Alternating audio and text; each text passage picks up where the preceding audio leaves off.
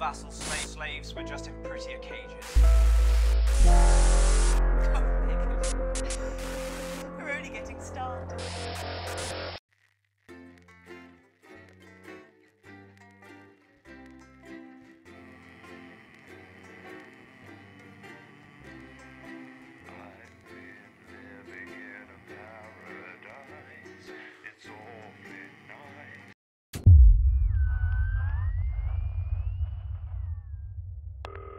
Hi, David, I have Going live to tonight's national nightly news. But before that, let's take a look at what's coming up later on tonight on Channel 1. At 7 o'clock, it's the semi-final of the quotation game, and it's a nail-biting quiz tonight as a team of nuclear physicists take on 4 old ladies from East Grinching. That's followed at 8 p.m. by award-winning documentary series The Shape of Now, which tonight looks at the history of the knee-length sock and its importance during the Great Blackouts of 1871. Not one to miss. At 9 p.m, sit back and relax with multiple award-winning movie The Freedom of Being Colin, taking us all the way up to 11:15, where, as usual, prawn and mayonnaise. You know seafood makes me come out in pustules. Yeah, I thought it might increase our viewing figures. Every day. You offer me prawns every day. 10 seconds, everybody. That's how I show love. You're trying to kill me. And yet you persist. Going in 5, 4. But now, it's time to join Jeremy Donaldson. Good evening, I'm Jeremy Donaldson. Our main stories tonight. Moving on up, the election win that experts said just couldn't happen. Hopeful or hostile? Controversy as global mega corporation Remington's List buys Honest Andy's Totally Independent and corners the flowered market. Top chat. Sports fans everywhere celebrate as popular footballer Johnny Hamsleeves wins Sports Personality of the Year. And a spoonful of sugar. Meghan will be chatting with movie star Lawrence Blunderclatch about his new movie, The Medicated. And, of course, we'll be going live to Advance headquarters to hear what the leaders of this fledgling party have to say on their historic victory. That's all coming up on tonight's National Nightly News.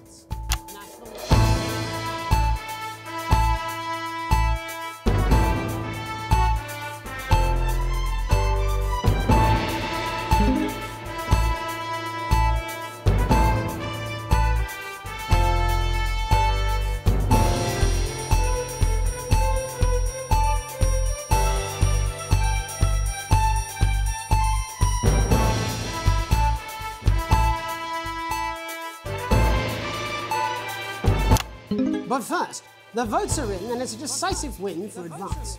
The landslide victory, with an astonishing 81% of the popular vote, is the biggest election win in living memory. Advance appealed to voters up and down the country with their bold promises of permanent change. But critics have accused him of a severe lack of actual policies and of being deliberately vague. The opposition parties have all conceded defeat to Advance's overwhelming mandate, but have yet to appear publicly. However, former Home Secretary Geoffrey Jeffreys has issued a statement in which he comments that we have all been seduced by the shiny wrapping paper, but have yet to see the contents of the box. Sounds like sour grapes to me, Jeff. After the break, Megan Wolf will be speaking to a man whose grapes certainly aren't sour, the international heartthrob and inexplicable box office sensation that is Lawrence Blunderclatch. And later in the programme, we'll be going live to Advance HQ to hear the co-leader's acceptance speech. That's all coming up after the break. 1 minute back, everybody. Jeremy, I need you to fill after the ads. What? Why? Wanker Snatch is running late. Oh, Thought I'd ask him about the election. personally, I wouldn't try to confuse him with any big words. That's the same policy we use with you. I thought that was our little secret. He doesn't remember anything I tell him. I'm deeply uncomfortable with your burgeoning friendship. Yeah. And very soon you'll have a salad that really gets the lunchroom talking. From tomatoes and oils to leafy greens and lovely grains, this really is the complete collection. Every issue also comes with a companion magazine that explores the history. These aren't my cards. Please tell me these aren't my cards. No, they're the right ones, apparently. But this gives me nothing, Jenny. They must see that. Oh no, I think they think he won't have anything to say. Julius Caesar. For God's sake, come on. It's a huge day. He's not an Absolute okay. We'll send you your first 3. I don't care, Rob. I'm not doing it. I agreed to do one beastly interview a day. I'll make that completely clear when we started. Check my contract. Hi, I'm Megan. Oh, piss off. You're on thin, bloody ice, You'll Rob. receive this crouton Whole wheat, man. free. Whole wheat. That's right. Absolutely. We're coming back from the break. Quiet in the studio. Your crunchy cubes will Thank you so much. absolute carby best. 10 seconds, everybody. This exclusive offer is available for a limited time.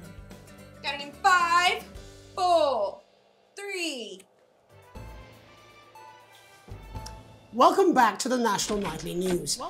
Later we'll be hearing from shock election winners Advance, but first our very own culture reporter Megan Wolfe is here with a star of both stage and screen.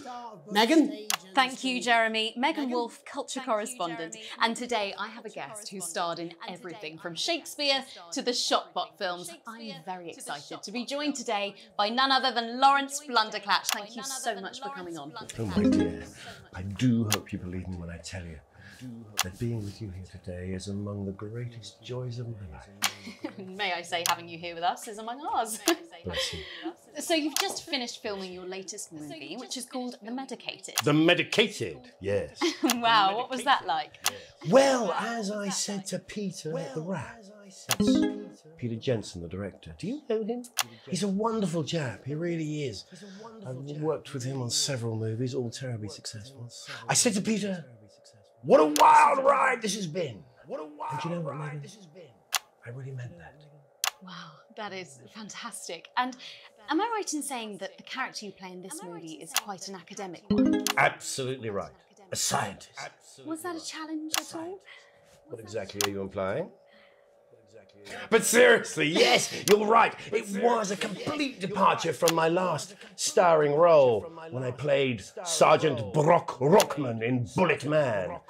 You'll remember that that was the true story of one soldier's fight for a love that surpasses all others. A love, of course, for freedom. I think it's grossed over $1 billion, but honestly, who's counting? It's a role that saw you scoop 2 Best Actor awards, if I remember correctly. It's so sweet of you to mention it, but I really am not in it for the awards, although those 3 little statues do take pride of place on my mantelpiece. With all the others, I'm sure. So, if you're not doing it for the awards, what is it then that drives you? That is a beautiful question, Megan, and not easy to answer. Like you, I'm afraid. Cut me, and I will bleed. And often, that's how it feels, doesn't it? Doesn't it? Bleeding, giving, suffering for one's audience. I suppose in the end, I do it for the difference it makes. I do it for the people that I inspire. The little people. But most of all, I think I do it for the positive change that I can bring about in the world. And today, of course, we're in for some real change, it looks like, in the coming few months.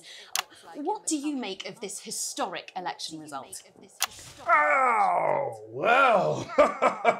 Well, now you're asking. Historic election result. Indeed. Historic is the word. Well, it's difficult, isn't it? Very difficult. But I think I've always been quite clear that when it comes to politics, one should always strive to not fuck things up. Yes, well... Sorry, I said fuck. I'm apologize. Well, Sorry. Lawrence, I believe you brought in a clip from The Medicated, which opens next week around the country. Lawrence, do tell us what's going on here. I'd be delighted.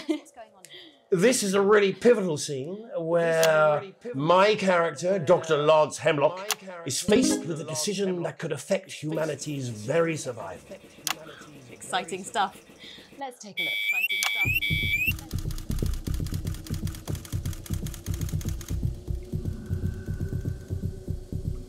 I don't understand it. Doctor. I don't understand it.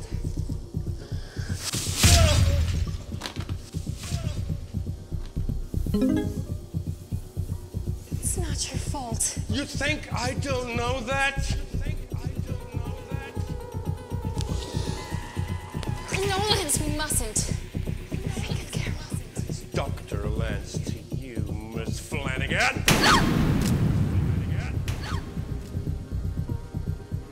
Did it for you, baby.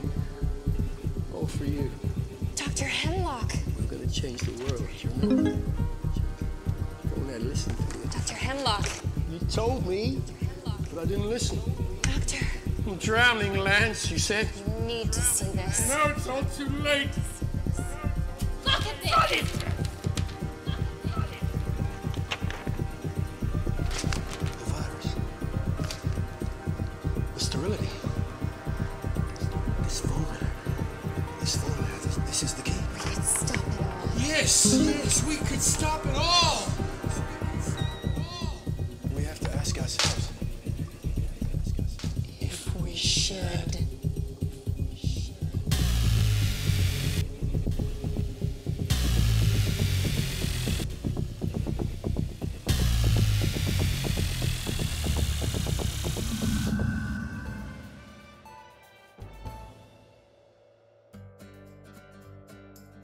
Celebrate the classic age of salad with this exquisite limited edition collection. My Salad Weekly. Sign up now and every week we'll send you an authentic, ethically sourced ingredient to add to your salads. Build your collection week by week and very soon you'll have a salad that really gets the lunchroom talking. From tomatoes and oils to leafy greens and lovely grains, this really is the complete collection. Every issue also comes with a companion magazine that explores the history of the art form, from the Great Balsamic Wars of '48 or Edward the Confessor's discovery of the cucumber to the man that changed the very way we see the humble salad, Julius Caesar himself. Start your personal salad collection now and we'll send you your first 3 issues. Loose leaf, Remain, and Iceberg. Plus this exclusive lettuce fridge magnet, all for just $7.97, with free postage and packing. Order now, and you'll receive this crouton display case, free. That's right, absolutely free. Apparently he's been drinking since lunchtime. Christ, he's at liability in the best of times. I know. God help whoever has to bleep this. 10 seconds, everybody! I mean, a lawyer and a TV personality running the country. Seriously? We've had worse. 5, 4, 3. Welcome back. And I'm told we can now go live to Advance headquarters, where the 2 leaders, Peter Clement and Julia Salisbury, are about to make their acceptance address. Shall I start? Go for it, Pet. Okay, well, thank you all for coming, and, well, where do I start? What a day. They said we couldn't do it. They certainly did. They used every dirty, low-down, lying, southern bastard trick they had against us. But you, the people, you saw right through their shite. I'm sorry about the language there. Sorry about that. I've had a couple of celebratory pints. Makes me coarser than a granny's fanny. Memorably put. But to be honest, who can blame Peter for celebrating? Throughout the campaign, you've heard us say that Advance are not a political party. A party's what you have when things are going well. When the country is suffering, you don't need a party. You need a team. A team that can change things. But today is day 1 of a new future. A better, fairer future. So perhaps we should all be celebrating. Except for the rich. For them, the party's over. They shouldn't be celebrating. They should be putting their shitting pants on and opening their dusty checkbooks. Again, colourfully put, but not inaccurate. Before we came out here to address the nation, we used our executive powers to pass the Assets and Wealth Act. Working with the tax office, we have produced a definitive list of every person in the country with wealth into the millions. You know the sort of, probably you rather you don't. Because the likes of you and me are not welcome in their gated communities. Tomorrow, we will be introducing a sweeping reform of the tax system in this country. No more hiding wealth offshore, no more trust funds or creative accounting. A simpler, fairer, unavoidable set of tax laws. So, all you bastard public school snobs have got nowhere to hide. And earlier today, we revoked your passports. You want them back? You want to leave like you threatened before the election? That's fine. But first, you're going to pay up. You're going to pay back. Advance are going to turn this country from a nation of warring individuals into a team. to properly fund health and education, to raise the living standards of us all. The pundits said we'd have to raise billions, but you'll see when we've reclaimed what's ours, that's absolute ferret shite. So to you posh twats. The people who pay you a pittance to serve them drinks in their private clubs, the people whose children you raise. So they've got time to get even fucking richer. Advance have this to say to you. It ends today. We are coming for your sports cars and your mansions and your vineyards. It ends today. We will put the wealth of this country back where it should have always been, in the hands of the people who created it. It ends today. Yes, it ends today. And tomorrow, we'll start making it fair again, just like we promised we would. And until then, ladies and gents, I suggest we all get pissed. I can't argue with that. Thank you for your time. Well, an interesting acceptance speech there from the leaders of Advance. And our apologies for the fruity language. Hopefully we got that bleeped out for you in time. If not, someone's going to be in trouble. So, as the country braces itself for new government, that's all from us this evening at the National Nightly News. We'll be back tomorrow with full coverage of the first day under Advance. I'm Jeremy Donaldson. Have a peaceful night. And we're out. Good job, everybody. Same again tomorrow. Call times are on the board. So, same old boring politics then? Is this some weird fever dream? Am I dying now or something? You should be so lucky. I'll see you tomorrow night. Not coming for a drink? No, got a date. Lucky you. Try not to get murdered.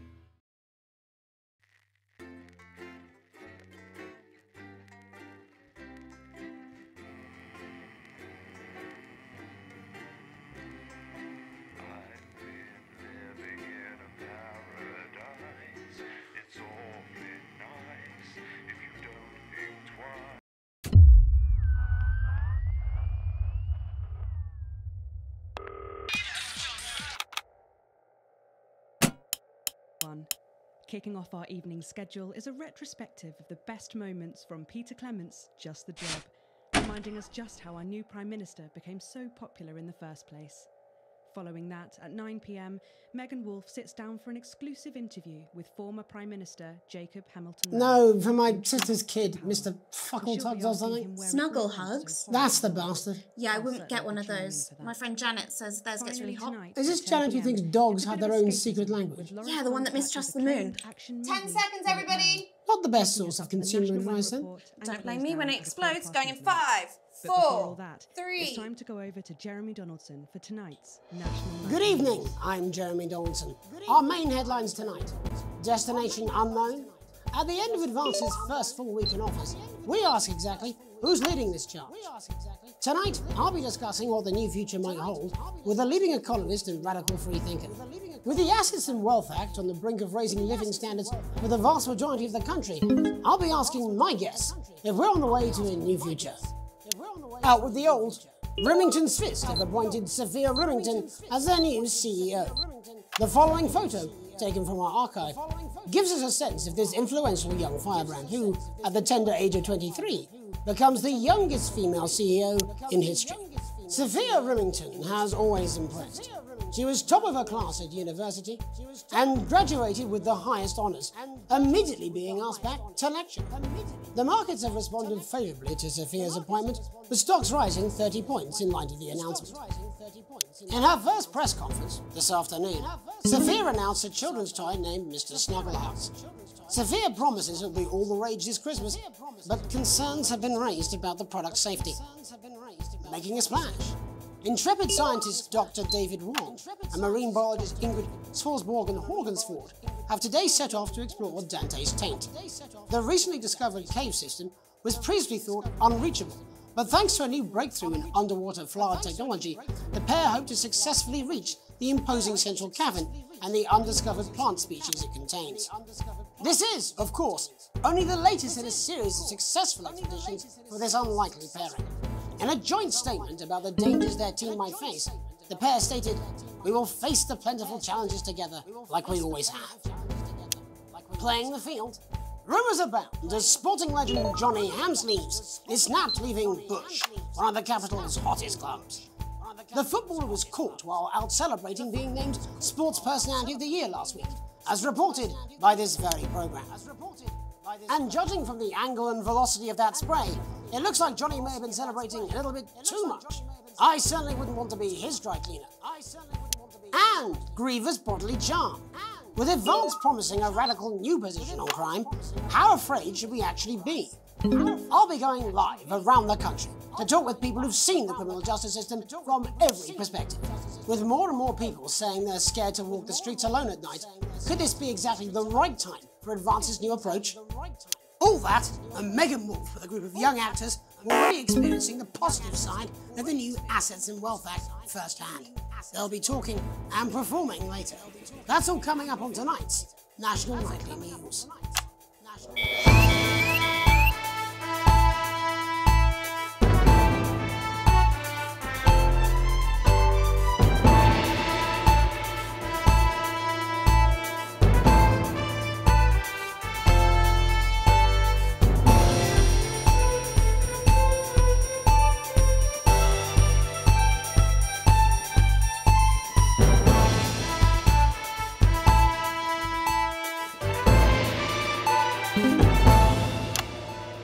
In the wake of the government's swift enactment of the Assets and Wealth Act, we're talking about Advance's first week in office and what the new future holds.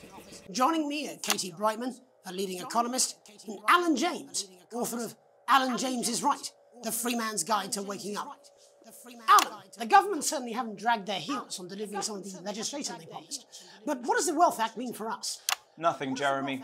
We're still vassal slaves, we're just in prettier cages. A confident dismissal there. Katie Brightman, do you agree? I'm afraid I don't, no. I think that Advance have realised that the current economic system of unlimited, unending growth is untenable, so they're changing things up. There I agree with you. They're moving to the next steps in the grand plan. Grand plan, Alan? It's all in my book. Alan James is right, Jeremy.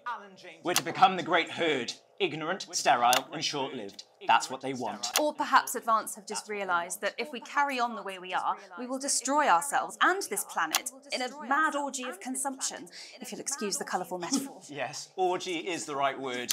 Only it'll be the overlords having an orgy on our poor broken backs. It's all in my book. Alan James is... Shamelessly self-promoting? Katie, how do you think the rest of the world will respond to this new approach? I think they're watching carefully. Advance are the most disruptive threat that the world powers have faced since the last Great War. Yes, Katie's right. War is inevitable. Thank you, but that isn't and this will not be a war like we've ever seen before. We're talking millions of deaths. We're talking high-tech weapons that can level entire cities. We're talking... Out of the wrong orifices? Mock me all you like, Jeremy, but when they murder your parents and they poison your food and they take you away to their camps for hypno-brainwashing, we'll be laughing then. That might be a great way to sell books, Alan, but you know full well that isn't going to happen in a democracy. Democracy is dead.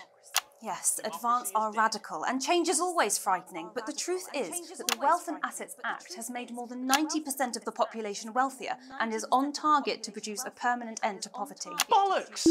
What this young lady doesn't understand, Jeremy, is that these are the same people. maybe they've rebranded, but it's all a little circus act to keep us from seeing the tyrant behind the curtain. That's where you're wrong, Alan. For a start, they've mobilised the youth vote like we've never seen before. You say mobilise, I call it grooming. The grooming of an entire generation to walk happily into eternal bondage. They're like psychic paedophiles. But based on the facts, Katie, what are your predictions? The Assets and Wealth Act is only the first step. Advance now have a historic budgetary surplus, and as well as properly funding our public services, they're already funneling unprecedented amounts into scientific research in the arts. Or, as I call them in my book, Frankenscience and opiates. Like opiates, see? Can we get back to the issue at hand, please, Alan? This is the issue. It's all coming from the water, the chemicals. They're pumping it full of belief juice. Don't get me wrong, I want to see these changes, but only if they're sustainable. If Advance lose their power after spending half of our GDP on dismantling infrastructure, that could be catastrophic. The catastrophe is that they're succeeding. They've got us sat here talking about their puppet show. All right, we're running out of time. Quickly, Alan, what does the future look like to you? A bleak space where we've all been figuratively sodomised into submission. No, of course. Katie? We might be on the eve of a brave new world. God knows we need some change, but we need to be cautious. Let's walk forwards with our eyes open. Two very different visions of the future there. Alan James, Katie Brightman, thank you for joining me. When we come back, I'll be investigating Law and Order before Megan meets some beneficiaries of the Assets and Wealth Act. That's all coming up tonight on the National Nightly News. 1 minute back. Strengthening your body. You know, I think they might do some good. I hope so too, Jeremy. How much are you being paid by them, then? Oh, shut the fuck up, Alan. I've never heard so much shit in my life. Well, we'll see who's full of shit, won't we? Alan, I can explain it to you, but unfortunately, I can't understand it for you. To give you the crisp, brittle skin you've Well, I don't know what she meant by that. New Judico Shon will revitalise the appearance of the strength of your face's skin. 41% of women we surveyed said they love their visible plate. Bullshit, you will. She's good. You dentists know would she recommend is. it. Shut up, word, and that's all I can do. 10 seconds, everybody. Little drink as good as a big bird caught you with butter. If that sticks, I'll just... 5, 4, 3. Welcome back. In our second segment, we're going to be taking a deep dive into the state of law and order in our country. Advance have already tasked what they are calling a solutions team to move this serious social problem to the top of the list. Tonight, we go behind the headlines to meet the people who live with the criminal justice system every day of their lives. First up, we have Gregory Judge, a lawyer who sees the problems close up on the front line. Can you hear me, Gregory? Yes, I've got you, Jeremy. Thanks for having me.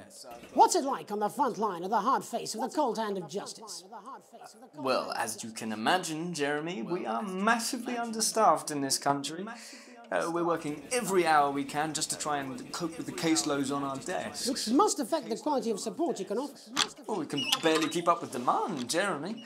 There just simply isn't enough being done at a systemic level to relieve the problem. We need more support from ministers. We need more support from ministers. What are you doing? We need change at a structural level, Jeremy. I'm leaving, Greg. Not a good time, darling. It never is it? I'll be at my mother's. Just hang on. The problem isn't a local one, Jeremy. It's nationwide. Just give me 5 minutes. I'm talking to Jeremy Donaldson. Oh, have you mentioned your affairs? No. Well, the affairs of the Justice Department that we should be concerned about. Hello, Mr. Donaldson. Hello, Mrs. Judge. We need legislation to relieve the pressure on our public Sorry servants. to interrupt the news, Mr. Donaldson. Can I have a moment to tell my husband I'm leaving him?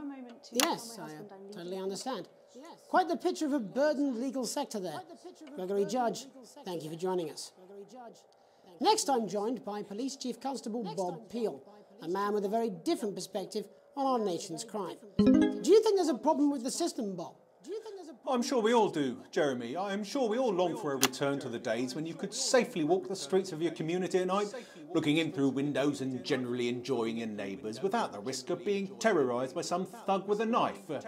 Or kosh. So you feel the streets simply aren't safe anymore? Where have we gone wrong, Bob? Well, that's not a simple question, Jeremy, but I think it all comes down to moral decay. We've diluted our culture and lost touch with what it means to be a citizen of this once great country. Also, as the vicar noted in Sunday's sermon, we probably shouldn't have banned hanging. And to what do you attribute this moral decay? Foreigners, gays and gypsies mainly. It's all in the Bible. Look, Leviticus clearly states that... Oh, bugger, hang on a moment. Jeremy, bloody gimps escaped. Delia, could you give me a little help, please, dear? As I was saying, Jesus didn't like immigrants much, did he? And just to be clear, you think it's the immigrants who are responsible for the moral decay? Absolutely, Jeremy. Back in your box, Clive. Back in your box. Delia, I really could use a little help with this. Oh, sorry, darling. I was spaying the badgers. Yes, I'm talking to Jeremy Donaldson. Clive, could you put him back in his box? Oh, Clive, you know it's Wednesday. You've got back in your gimp space. And whose responsibility is it to make a change, Bob? Well, it is certainly not the responsibility of the decent, good, white people of this... Where's the padlock? Oh, hold on just a moment. Oh, Clive, this simply won't do. Naughty boy. Clive, I am not having this again.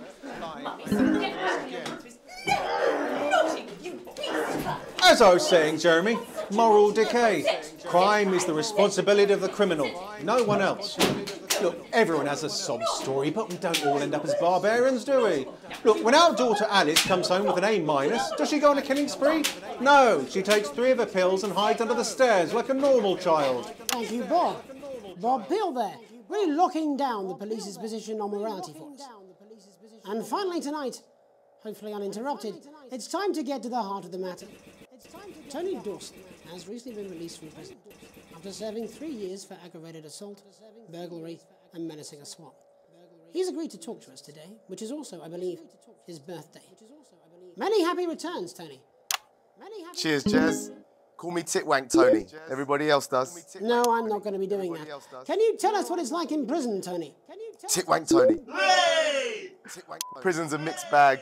Structure's quite nice, but it's a constant battle against institutionalisation, as you can imagine. And obviously, titwanks are quite hard to come by. I'm picking up that you're not alone there, Tony. Titwank Tony. Yeah, sorry, my friends are throwing me a surprise party. Good bunch of lads. Okay, well, we're trying to get back to that party as soon as possible. First, let me ask you this. Do you feel that your time spent in prison helped to rehabilitate you in any way, Tony? Titwank Tony! I don't think it's as easy as that, Jez. Yeah, I think asking that is an oversimplification. It sounds like it's getting quite busy there, Tony, but let's try and soldier on. Since leaving custody, have you been able to find a new job? Yeah, all the boys are here. Big Chris, Little Chris, and Vampire Chris. This one's, yeah? One sec, love. Titwank Tony's on the news. Rehabilitation's difficult with the current system, Jez.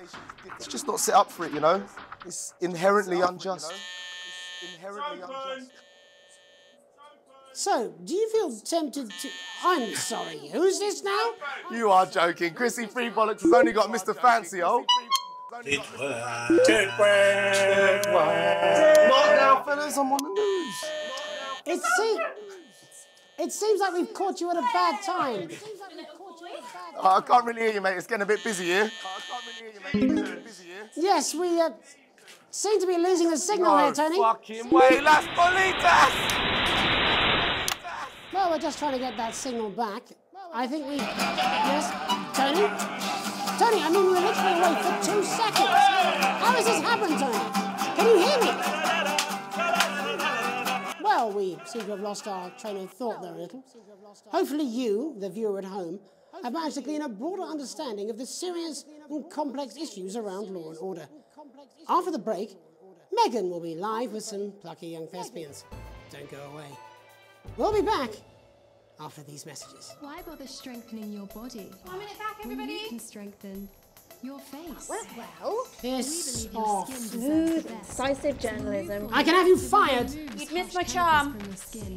The high salt content actually pulls the dihydrogen monoxide right from your pores to give you the crisp, brittle skin you've come to expect. New Jus de Cochon will revitalize the appearance of the strength of your face's skin. 41% of women we surveyed said they loved their visible face. And 7 out of 10 dentists would recommend it. This is on you. 10 seconds, everybody. Judica Open on Megan. Camera 2. Going in 5, 4, 3. Welcome's Black, I'm Megan Wolfe, and on tonight's Culture Spot, I'll be chatting with one of the first beneficiaries of the Assets and Wealth Act, a team of inspiring young people from Scritchford Sixth Form College, who today received a grant from Advance to take their play, Hey, Friendship, on a tour of local secondary schools. Welcome to you all. Well, let's start with you two, Harriet and Charlotte Winstanley-Hamilton. Girls, you must be thrilled. We are, Megan. We're overwhelmed, to be honest. And I believe you two are sisters, is that right?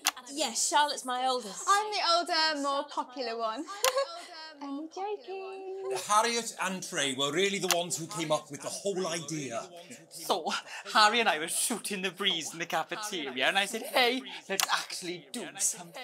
So I went to look for a drama teacher. But she'd been laid off due to budget cuts. Fortunately, I directed a pantomime when I was at university, so I knew the ropes, as it were. Oh, right, yes, but you're the maths teacher, aren't you? Yes, that's me, Jeff Algebra, maths teacher. Maths is really important. Oh, thanks, Steve. Maths is really important. Yeah, thanks, Steve. As is theatre. It's one of the oldest art forms in history. Aristotle believed. I just think that when we travel around all these problem schools and the poor kids see us, they say, hey, I really want to be like those attractive kids. And that's a very beautiful and powerful thing. We touch our audiences, and they touch us right back. I suppose with a surname like Algebra, there was really only one choice of career for me. My wife, Angela, and I, we often laugh about it. Angela Algebra. Yes. Angela Algebra. Yes. We just want to bring a bit of song and joy into people's lives. And teach people about the difficult issues. The issues in the play are what really matter. And I think you're going to be showing us an extract from this play, aren't you? That's right. To put into context, I play a young first year who's having some troubles at school. Her character doesn't actually have a name, yeah, because in a way she's like all of us. It's like a metaphor. Maybe she's you at home, or like, maybe she's you, Megan. Maths is really important. Yeah, thanks, Steve. Put it in, Coach. Yes, thanks, Steve. Right, well, I'm going to have a little chat with your teacher while you run off and get ready. I can't wait to see it. That's it, that way. So, Jeff, when did you first hear about the grant? 2 days ago.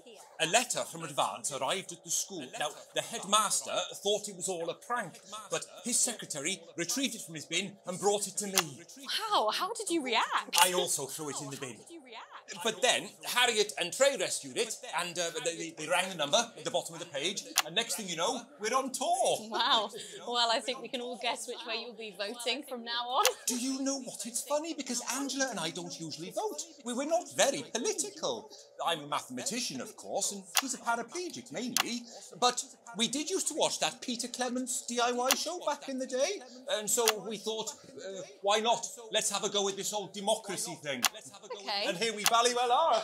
Good stuff. Fucking brilliant! So, let's have a look at a short section of Hey, Friendship.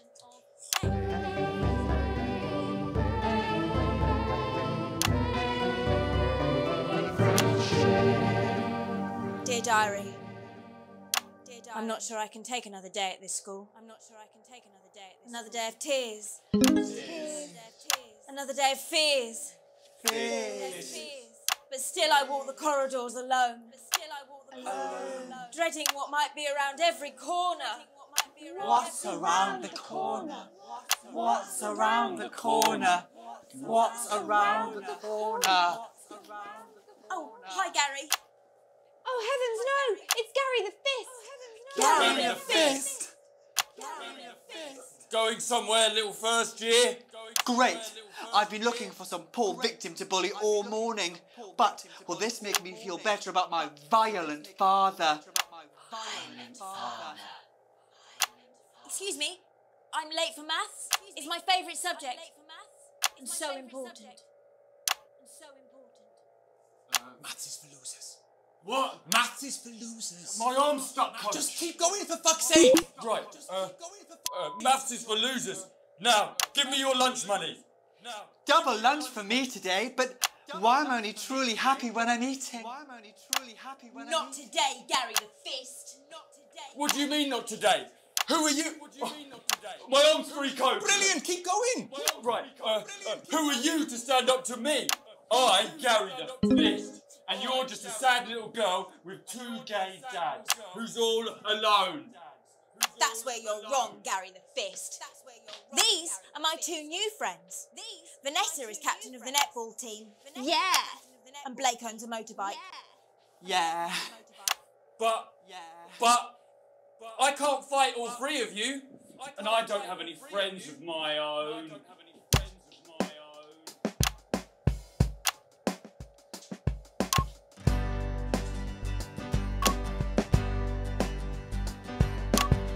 Take a look at me. Take a little look at my face.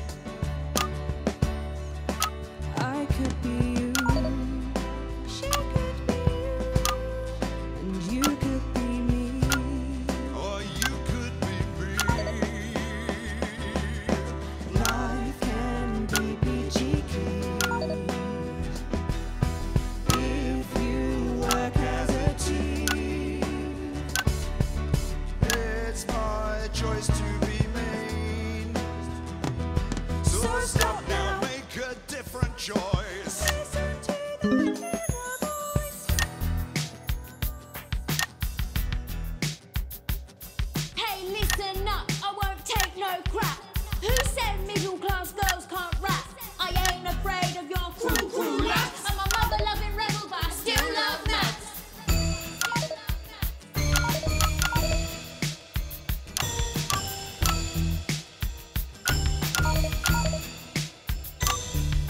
Hey, kids, I'm Gary the Fist. People think that folks like me probably shouldn't exist, but that's just prejudice, and I'd do better if you knew the way that I became Gary the Fist.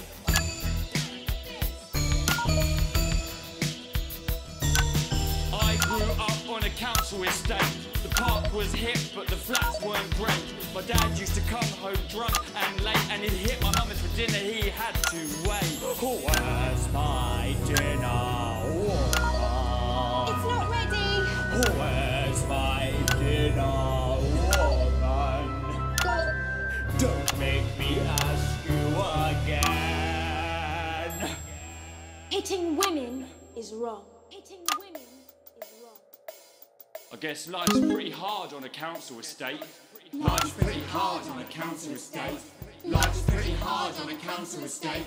Life's pretty hard on a council estate. Life's pretty hard on a council estate. Life's pretty hard on a council estate. Life's pretty hard on a council estate. It's so damn hard on a council estate. Life can be peachy keen. Yeah. If you work as a team. Just work as a team. It's your choice to be me. It's my choice. So stop now, make a different choice. Listen to that inner voice. Friendship! Yes!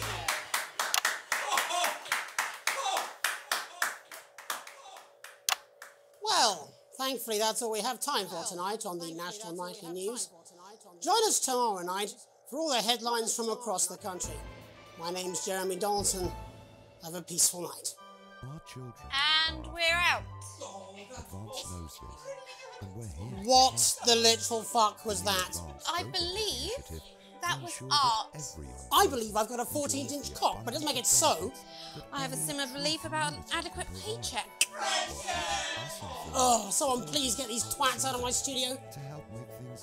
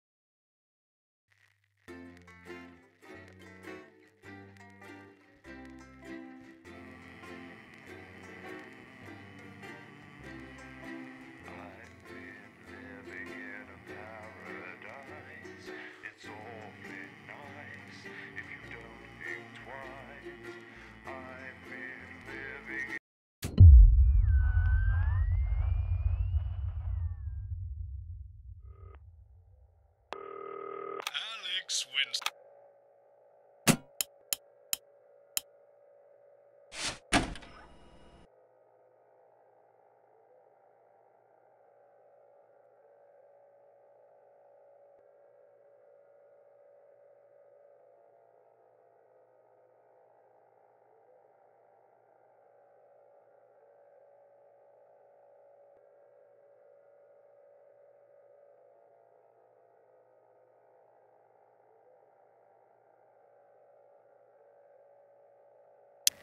This is an absolute nightmare. Cameras are set.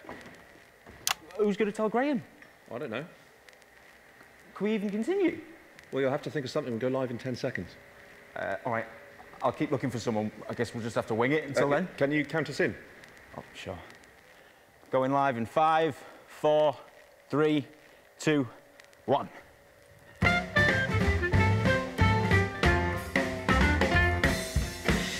Live from the capital, it's the St Fanny's Hospital's TV fundraiser for dying children. And please welcome your host. It's the Dreamboat, Graham Bannon.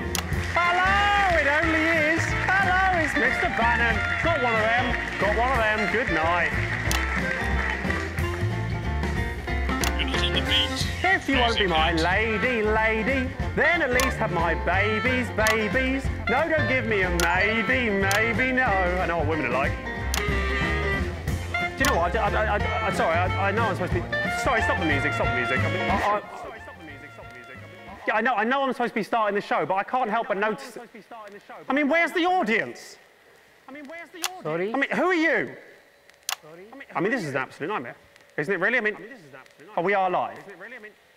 Hello, ladies and gentlemen, and welcome to the first annual St Fanny's Hospital's TV fundraiser for dying children. I'm your host, Graham Bannon, and it is an absolute pleasure to be here. We are here tonight, as we may be aware, for one very important cause, and that is, of course, little Sally Button.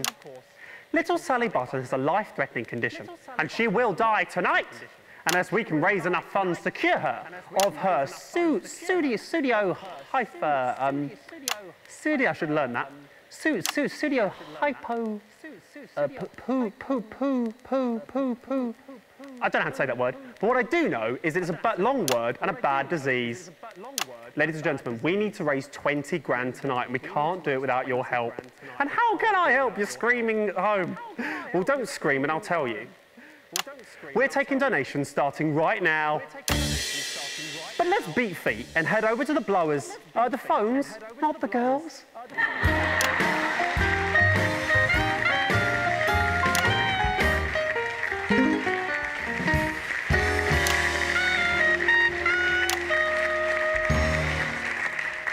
Hello, ladies. Good evening, Graham. Tell you something, ladies. Those are some classy chassis, if you don't mind me saying so. All right. So girls, would one of you kitty cats please let the viewers at home know exactly why you're here this evening? Yes, sir. Us kitty cats will be taking calls from across the country to raise money for this little girl. If you would like to donate, no matter how large or small, please ring now.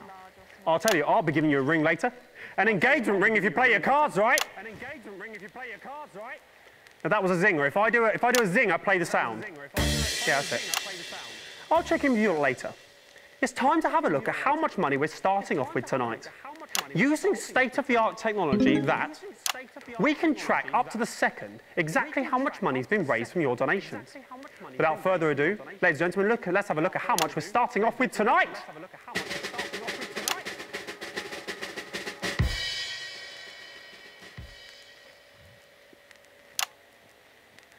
Okay, looks like we're not starting off with any money tonight. It's a bit strange. I'm surprised they didn't put something in just to show, really, but perhaps it's a little unclear of how you donate still. How about I cut the gas and show you what's what, Daddy-O's?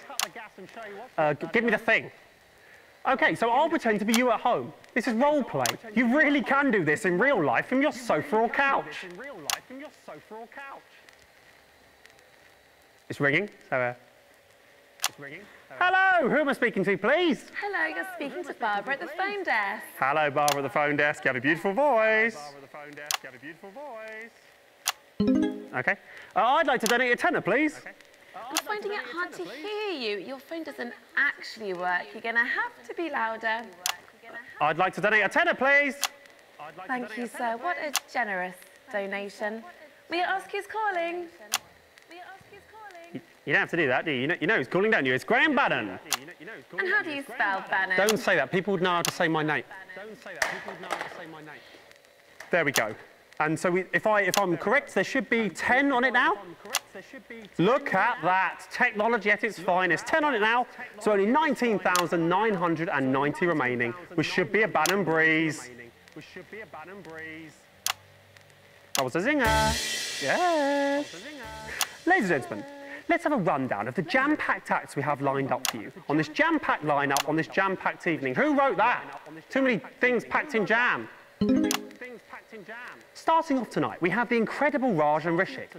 Following that, we have an amazing acrobat who will do jumps all over the stage and stuff.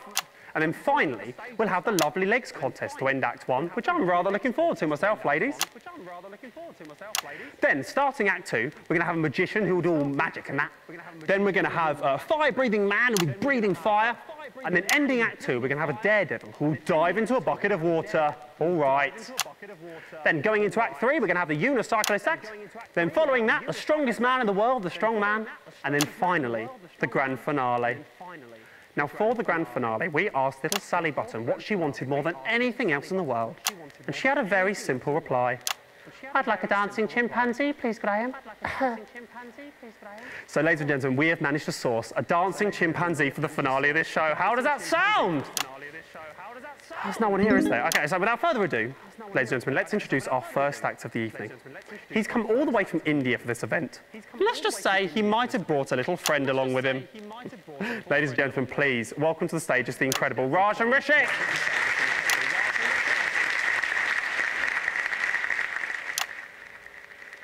As I said, it is Raj and Rishik. To the stage.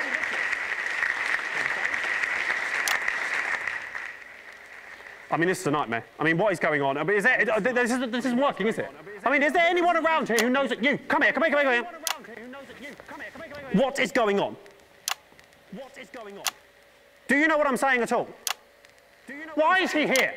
You, come here. This is unbelievable. Hello, Mr. Bannon. Hello, yes, come here. Are you the producer, are you? No, I'm nobody, me. I just help the fellas unload the cameras Right, from the fantastic, great story. Do you know where the producer is? That's the problem. Get on with it, come on.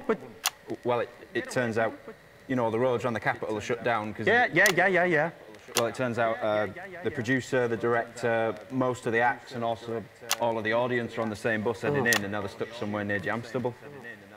Are you seriously telling me there's no one else around here who can sort this mess out? He's pretty good at organising. No, well, no, obviously not. That's not going to work, is it? Look, you're the producer now. Well done, that's great, big promotion for you. Now, what you need to do is go away and find me a version of all the acts I've just promised the people at home. That's not really my thing, Governor. Well, do you know what? It is your thing now, Governor, right? Or a child drops down dead. So off you go do that, quick smart. All right, you can count on me. OK, very good. You can count on me. OK, very good. Go away. Ladies and gentlemen, it's time to introduce the first act of the evening. He's come all the way from India. I've read that. Don't repeat the same stuff. Ladies and gentlemen, they're not here, are they? No, they are here. Well, why didn't they come out the first? Ladies and gentlemen, it's Raj and Rishik.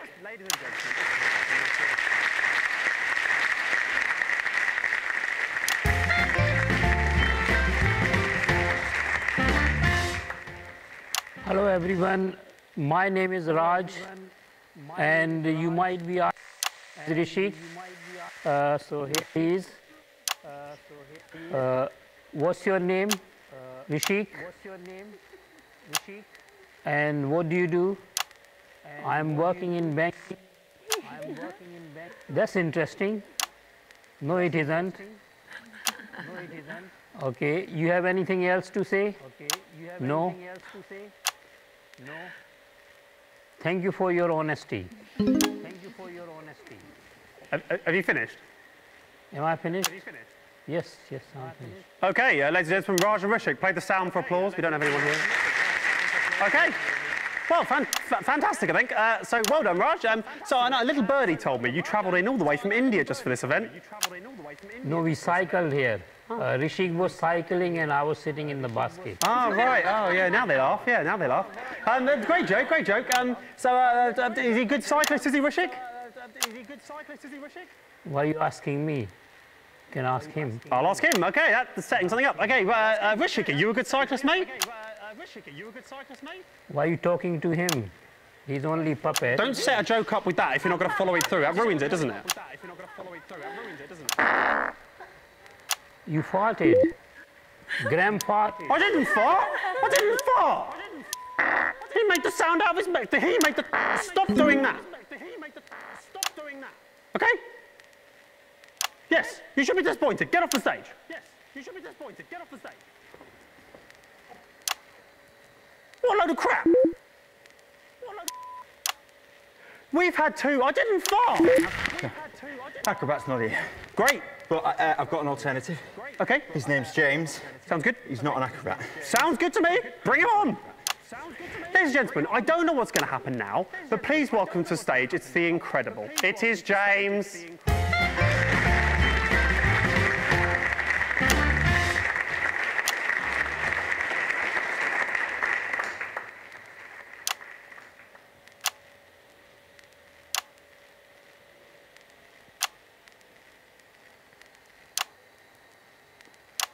Hello. Hello. Oh. I was just walking past the theatre when that guy came up to me and said, hello, we've got the perfect job for you. All you have to do is stand on stage, we'll pay you. Something like that. Tell you what, I'll level with you here, James. We were expecting an acrobatic act now. Oh, right. Damn. Yes, yes, yes, damn indeed, damn indeed. Tell me, James, can you do acrobatics by any chance? No, I can't, no. I haven't since school. That'll be fine. You remember a lot from school.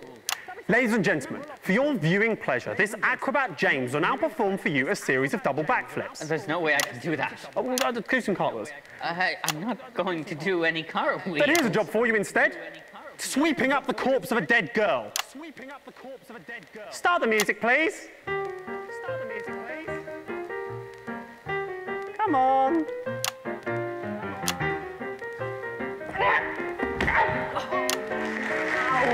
And that's the act. Absolutely marvellous. Sort this out. Where is it? Sort that out. Absolutely marvellous. Well done there. I'm sure we'll be seeing a lot more of James in the future. Good job there. Well done. That really worked out well. Worked out a treat. Yes, get off the stage. Yes, get off the stage. We've had two absolutely marvellous acts this evening, so I think it's time to have a look at what impact that's made on the old fundraiser. So, drum roll, please.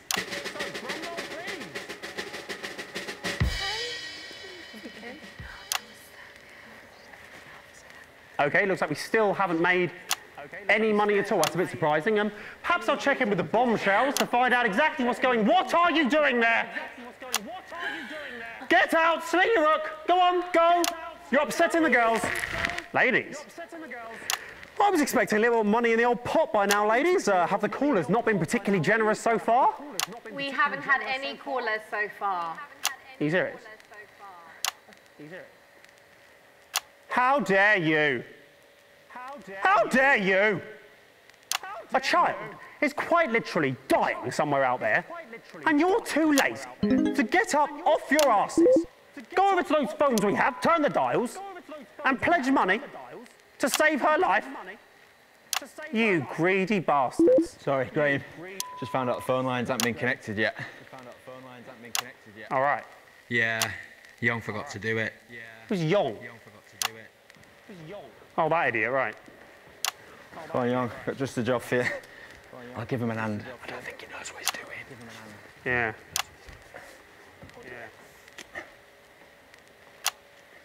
Ladies and gentlemen, I can offer only my greatest apologies. My outburst just now was directed at you, when it should, of course, have been directed at Young. Please accept those apologies. Now it's time for the Lovely Legs contest. What better way to end tonight's programme, the first part of tonight's programme, than with a display of beauty and talent? What did you ask him? So for your viewing pleasure, these 10 out of 10s will be modelling the latest in fashionable swimwear. Graham? Not now, love. I'm speaking to camera. Graham, Donna's not here. So what? Well, we need 4 of us for the routine, so let's... We'll do the routine with 3 of you. Do it with 3. Well... Does anyone else around here know it? Well, he was watching us rehearse earlier. Oh, was he? That's very interesting. Little pervert. Tell you what, slap a costume on and stick him at the back. That'll teach him. He doesn't know what's coming. Ladies and gentlemen, when I was told... Phones are fixed. Great, sit down and take calls. When I was told that I'd be judging the best legs out of a group of young, attractive women, I said, where do I sign? Well, I did sign, and that time is now. The time to look at women and judge them. Ladies and gentlemen, the first lovely lady to the stage is Barbara. Now, Barbara plays for the local women's amateur football team, so she can quite often be seen getting down and dirty of a Sunday lunchtime. I think it's fair to say this girl has seen more than her fair share of tackles. Linda's up next.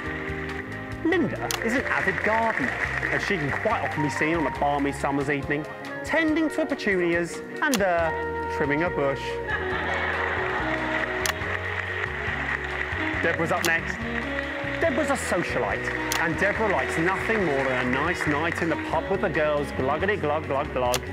But I'll tell you, forget the pub, nice legs, love. What time do they open? It's just a bit of fun. And then finally we have Donna, Yong, who's taking over for Donna. Now Donna, oh dear.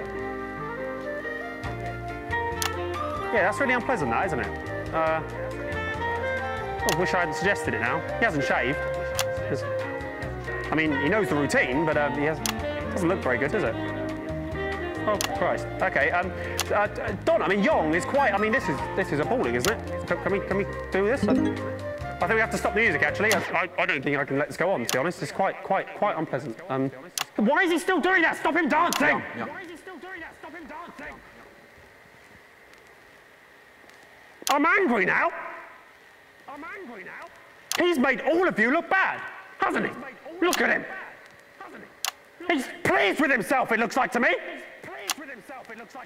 He makes all of you look bad when he's standing there looking like that, doesn't he? Absolutely pointless. I'll tell you what else. It's pointless anyway, because obviously Deborah's got the best legs. Knew that going in. Do you know what? Just take him off the stage. I'm angry.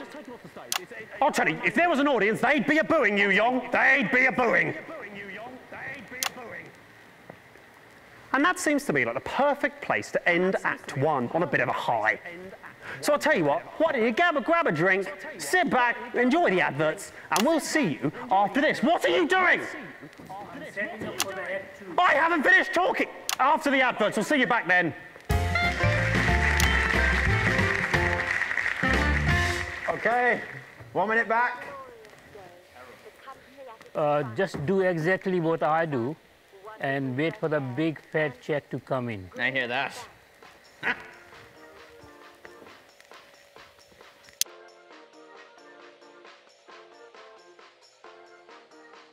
Why, look, folks, it's television's Graham Bannon, and he's taking the brand new Mega MK7 convertible out for a spin. How's the ride, Graham?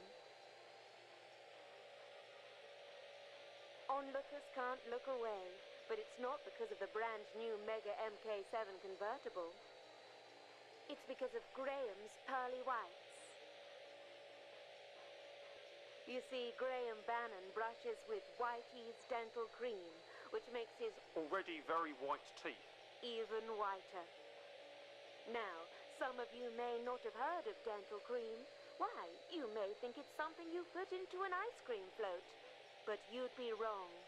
Dental cream is the smart alternative to regular toothpaste. For those who All right, just add 100, that'll kick it off.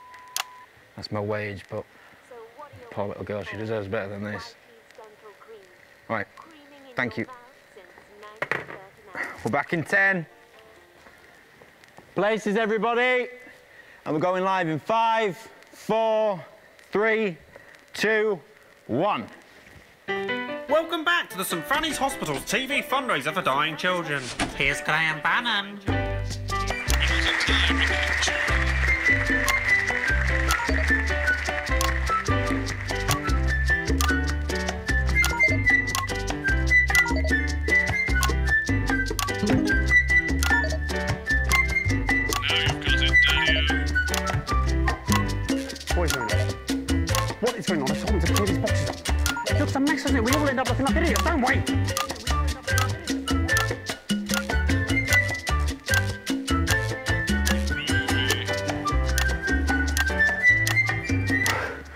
My talents are wasted here. Ladies and gentlemen, welcome back to the St Fanny's Hospital's annual TV fundraiser for dying children. It's nice to be back. As a reminder, little Sally Button is still dying, but with your donations, she may yet live. Let's have a little look about how much money has been raised while the adverts have been playing.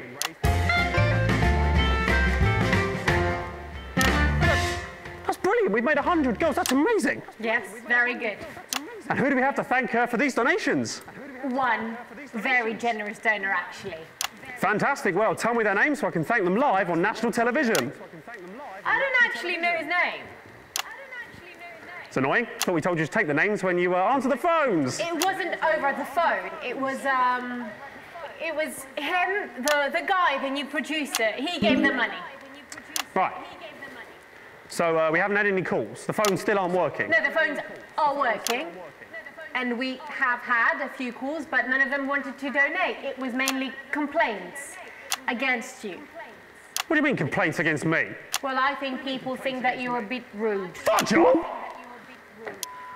Sorry for that swear. Will you censor that if you want? A bit rude? People think I'm a bit rude. I played that! After all I've done and continue to do, people think I'm like this has blown my mind. Okay, ladies and gentlemen, magic has always been rude. I'll give them rude. Here's the magic act. Nightmare.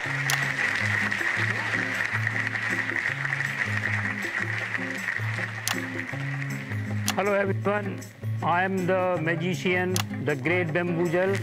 For the third magic trick, I will need two beautiful ladies assistants.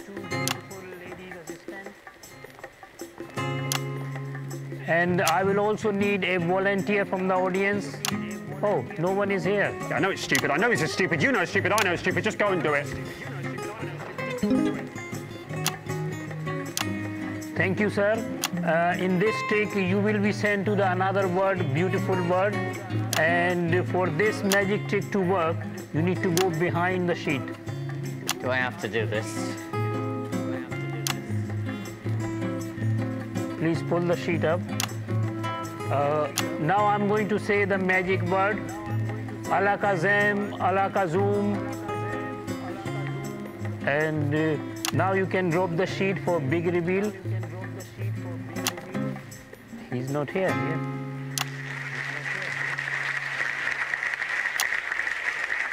And you can take the sheet. Ladies and gentlemen, I am not happy. I'm not happy at all. I don't know if it's clear what happened there. I think it is. That's Raj. I'm not Raj, I'm the great bamboozle. Right, well that's not true, is it? Lots of surprises, lots of action in Get off the stage. Get off the stage right now. Don't play that sound! And then finally, what I and dying child Sally Button have been waiting for, it's the chimp dancing finale. Sorry, Graham, sorry. I don't think we should say there's going to be a chimpanzee. It's stuck on another bus. Yeah, I'll tell you what. I'm only going to say this once, mate. If you don't manage to source a dancing chimpanzee, and it has to be a chimp, not an orangutan, for the end of this show, I am certain that the shock, disappointment and fear on that little girl's face will cause her to just die, like sometimes children do. And that'll be entirely your blimmin' fault.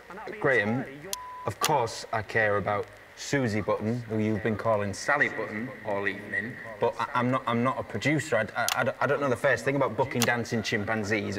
I can try my best. That's it. That is as good as I will get a dancing chimpanzee, Graham. Now you're here, what can we expect next? I assume it'll be the fire-breathing man or something incredibly similar. No, he's on the bus, but we've got something better. What's that? It's a group of teenagers from the Scritchford Dance Club. Right, that doesn't sound better to me than a fire-breathing man, but I suppose it's the best we've got. Ladies and gentlemen, please welcome to the stage. It's the dance, it's this. Hurry up.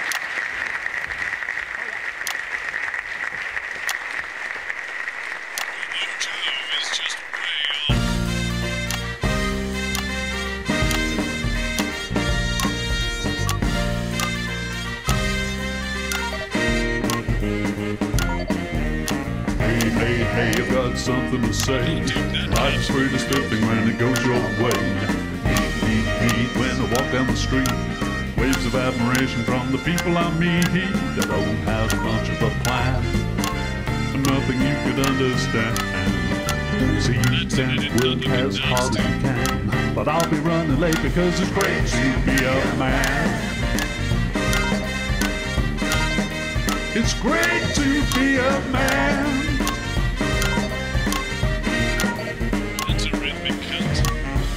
Look at that, I'm a fabulous chap with a fancy pair of breeches and a gentleman's hat. So fine, it's a fabulous time. You can even use the checkbook if I can't assign. Don't moan, you're the angel I own. I bartered with your father, now I'm taking you home. Thanks once more for all your help in the war. Why is there a blemish on the kitchen floor? I don't have much of a plan, really nothing that a pretty head could understand. So you can scream just as loud as you can, but I'll be doing well because it's swell to be a man. Swell to be a man. Not bad at all. Fantastic, absolutely fantastic. Really, really rather good that. I'll tell you what though, you little ankle biters, it is a weekday. Shouldn't you not be in school? Oh, get Ben. I will not get Ben. I will not get Ben. Get out of here. I won't get Ben. I won't get Ben for anyone. Bastards. Drum roll, please. What? What? That carries on. Look at that. It's still going, but £5 grand. There's at least £5 grand. Girls, this is incredible. Actually, we haven't made that amount yet. That 5's supposed to be a 2. I think he's made a mistake. What do you mean he's made a mistake? Who's he's made a mistake? Who's moving that machine?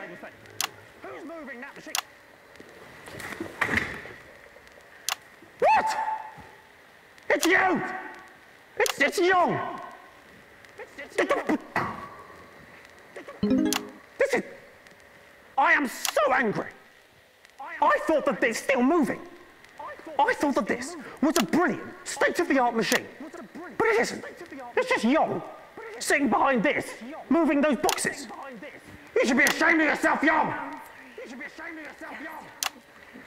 Good news though, we've now raised £2 grand for little Sally Button, so we're a tenth of the way to our target. Absolutely fantastic. So now we're heading towards the end of the second act. Stop talking. The end of the second act. I'm pretty sure James, the acrobat from earlier, will dive into that bucket of water now. No, I won't fudging dive into that bucket of water. A swear word there. Apologies for that. Hopefully they'll sort that out. No, fudge that. I just went to get my money, and he told me that you said I shouldn't get any money. Where's my money, Graham? Well, what's happened here is that he's lying. He's not lying. That guy is the only one who gives a crap what is going to happen to that girl. You, Graham, are a drip. How dare you? I'm trying to save a kid's life here. Ladies and gentlemen, I've just learned backstage that half of the 20 grand being raised here tonight is going directly to Graham Bannon as a performance fee. What do you think of that, people at home? It's a fudging disgrace. I think, ladies and gentlemen, right now, live on stage, Graham should agree to donate his entire fee to Susie Button's family. How about it, Graham? How much you actually care about Susie's life? That's a difficult one. Now, of course, I care about the life of the child, but I'm also pretty sure that the viewers at home want the talent to get paid fairly for their work. Actually, I have someone on the phone right now that says they don't want you to make any money from this. Yes, me too. I'm hearing Graham's a dork, Graham's selfish, Graham's cruising for a bruising. Yes, basically all my callers are saying Graham's a twat. So.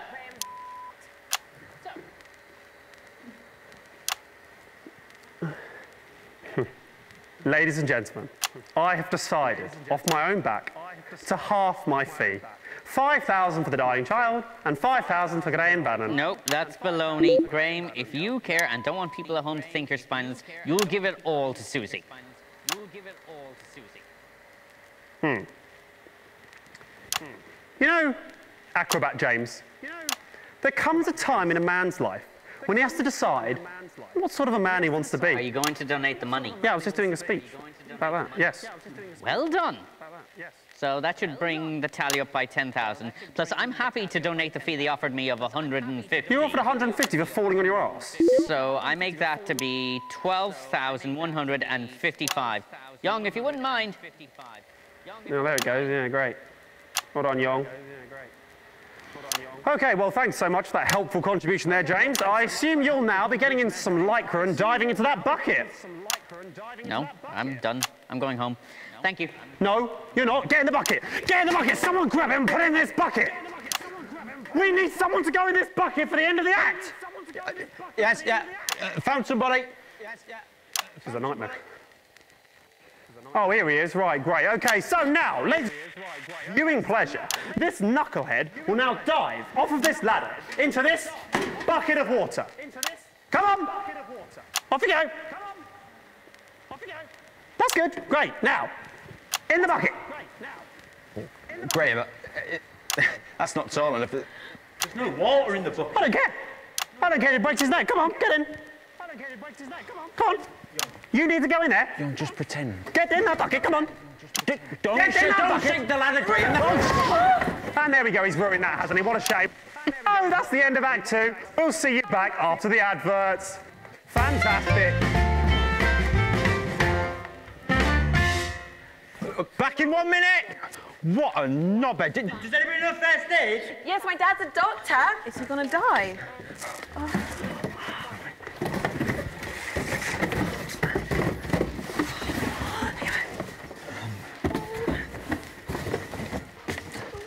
Why, look, folks. It's television's Graham Bannon, and he's taking the brand new Mega MK7 convertible out for a spin. How's the ride, Graham? Onlookers can't look away, but it's not because of the brand new Mega MK7 convertible.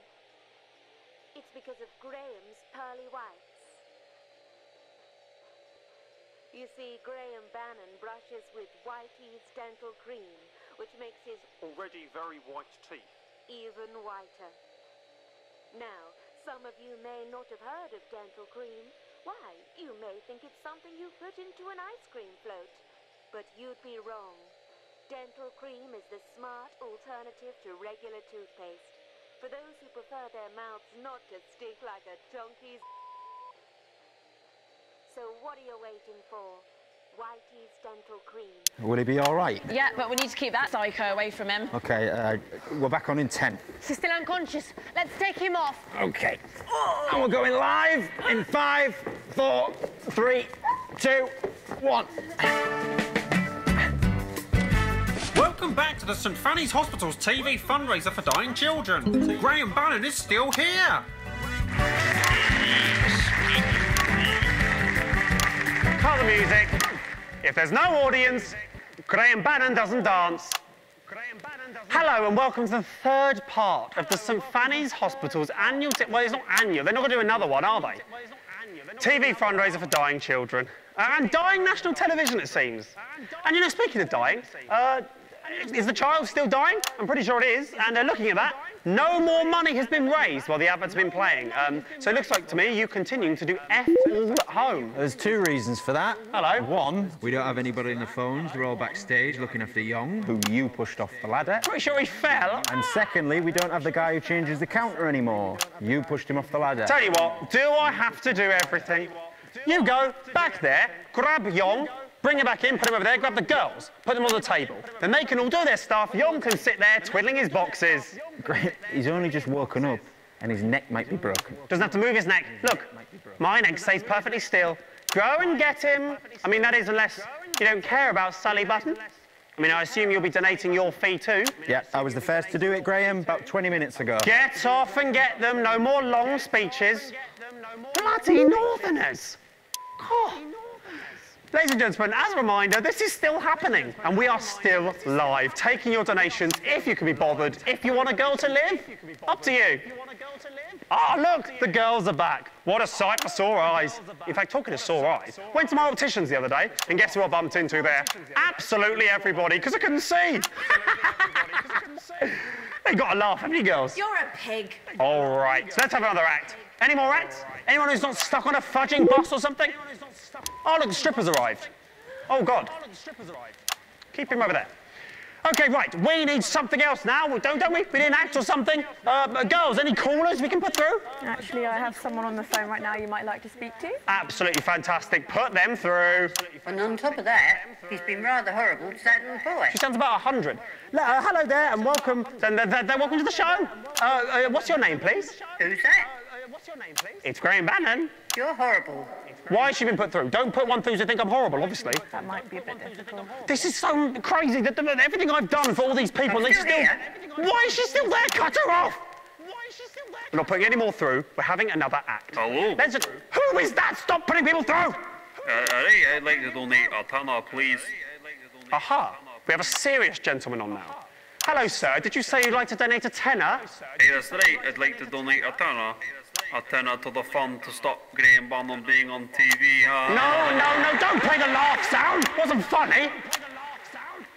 Oh, so you think you can do better, do you? Hey, that's right. Okay. The stage is yours. Go on. Tell a joke. Tell a wee joke. All right, I'll do the wee joke. How many Graham Bannon does it take to screw in the light bulb? I'm not going to like this. That depends on the fee. No! The joke was horrible. The joke was horrible. No! We're not having horrible jokes. We're not doing any more of that. We're not having any more callers. I think they're stupid and also they seem drunk to me. Right, what's next? We need another act. Where's the next act? We have sorted the monkey problem. This is brilliant. This is brilliant news, Raj. Bring it on. He's very shy. That's fine. That's fine. We get fine. Bring it on. It wants everyone to close the eyes for big reveal. Okay, right. Everyone close your eyes for the big reveal. Don't ruin this, girls. Close your eyes. We are ready. We are ready. It's very big. Okay. It's very big. Okay. You can open your eyes now. Okay. It's very strong. It's carrying me on its back, and it has banana. It's offering banana to you.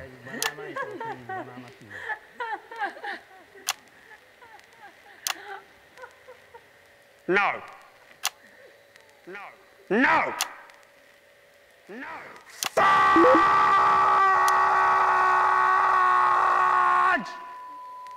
Fudge! No! That is not a real monkey. That is not a real banana, is it? And these are not your legs. Ouch. Ouch! Get off the stage, I'll give you ouch! Right, we need something else. It's time for another act. Where's the unicyclist? Get him on. Have the bloody unicycle act. Swearing, apologies for that. Hopefully that gets censored by them. Graham, we've got the unicycle, but we don't have the guy who rides it. That's fine, we don't need the guy that rides it. I'm the guy that rides it. Bring it on. Graham, bring the damn thing. You should I don't care what you think. Bring it on. Bring it on, bring it on, bring it on. Ladies and gentlemen, for your pleasure, I will now be performing for you the unicycle act. Can I have a volunteer? No one's here. Yes, they are here. Hello, Young. Right, okay, this is good. You'll like this, you'll like this. Right. Now, what I'm going to do now is grab the unicycle and jump over this arsehole. Yep, very good. Right, okay. Start the music. Drum roll, please. It's going to be good, Young. Protect your face, maybe. Okay, and here we go. Oh, shit. Oh, shit. Oh, my arm. Oh, God. Okay, that's not it. Okay, well, that's the act, I think. Ow, I don't think I can do that again. That's the act. I suppose that's what happens if you pay peanuts. You get monkeys. Well, don't you know, you don't always get monkeys, do you? Sometimes you just get someone wearing half a monkey costume where it looks like their legs are the monkey's legs, which apparently is just as good. So great, okay, so we need another act, don't we? We need somebody else on here doing something. Do you have the strong man? That's what it says on the auto cue, the strong man. Oh, look! Sorry, I don't want to be in the way of this. It's Raj, isn't it, again? And he's doing that. Is that good? Is that entertaining? Is that what you want?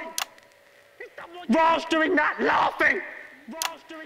Is this going to save a child's life? And speaking of saving a child's life, are we doing that? Has any more money been raised? How much more money's been raised? It's actually gone down a bit. People are asking for the money back, and I think you're scaring them. That's fine. That's That's absolutely fine. Come on, do what you're getting paid to, update the score. Come on, put it down. Great. So the money pops down and still less money. So even more to raise for the girl in the next 5 minutes. Brilliant. Right, what we need is to do a get-rich-quick scheme. Who's got some ideas? Ah, I've got an idea. Just had it. Looking at these ladies. Lovely. I know what. Let's set up a little kissing booth. Nice little table, nice little cloth, little bit of lipstick. Sounds good to me. £10 a pop. Right? I'm sure these lads would like it. They've been ogling them all evening, the perverts. That sounds good to me. Right. So, how much for a kiss, ladies? No, Graham, you're bleeding. Does it? Ah, don't be such a tease. Go on, Linda, pucker up, darling. Go on, Linda, pucker up, darling.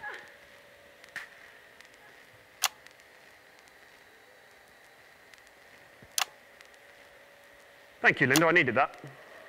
Thank you, Linda, I needed that.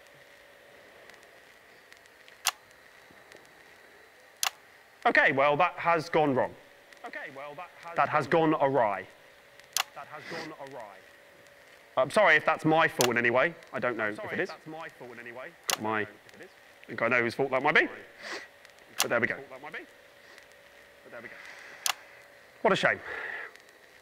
What a shame. What a shame. I'll level with you. It's looking unlikely we're going to make the money. Haven't got long left. It looks like that might be the end for little Sally. It is actually Susie. It is actually Susie. Whatever. She'll be dead soon. She'll be dead soon. And so will my career. And so will my career. So 2 deaths in the same evening. So 2 deaths in the same evening. And if you ask me, it'd be hard to weigh them. They're both equally sad deaths. It'd be hard to weigh them. They're both equally sad deaths. Oh, well, that's the end of that. I suppose that's the end of the show then. Thank you very much. Graham! Great news. The monkey's turned up. Yeah, it's not the monkey, is it? It's just Raj or something pissing around. No, it is a real monkey. No, I haven't got time for this. Obviously, it's not a real monkey. Don't get my hopes up. It's not going to... Oh, my God! Wow. Oh, my God! That is a real monkey. Yes! Yes! There it is! Get away from me! There it is! Ah, there it is! It's a real monkey! It's a real monkey! Now we can do the dance and save the show! Save my career! The girl! Save my career! The girl! Come on! Just do the dance! Come on! Just do the dance! Don't scratch your head, do the dance!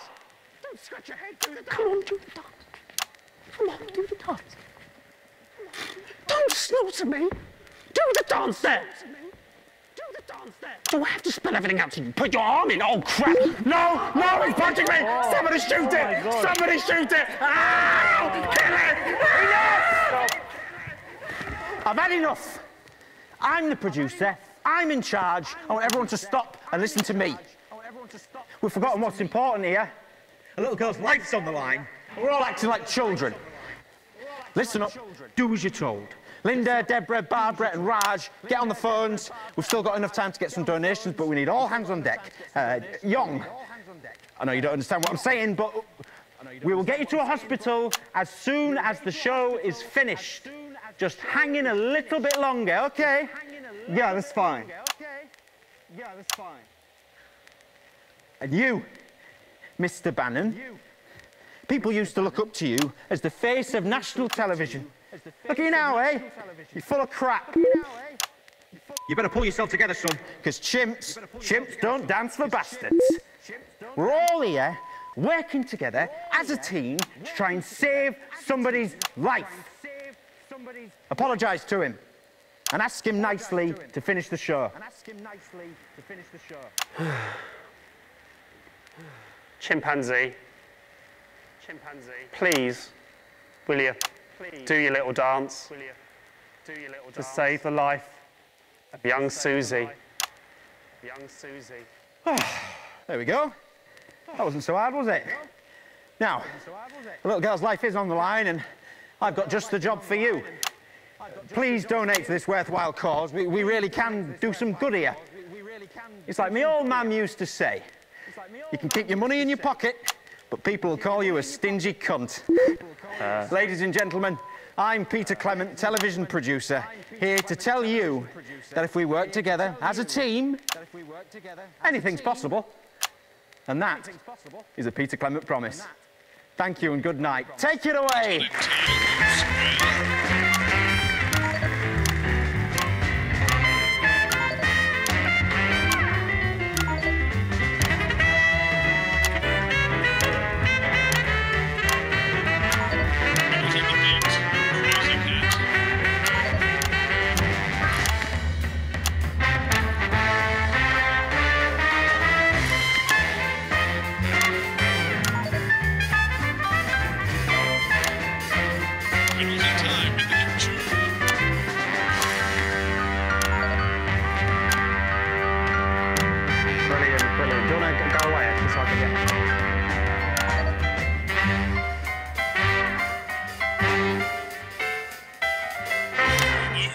Okay, that's the end. Absolutely fantastic. That's the end, ladies and gentlemen. Thank you very much. Good night. Right, down the pub, pints on Peter, eh? How about that? We did it. We did it. Turns out, if you work as a team, you can do anything.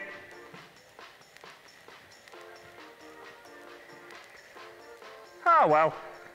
There's always next year. Look, folks, it's television's Graham Bannon, and he's taking the brand new Mega MK7 converter.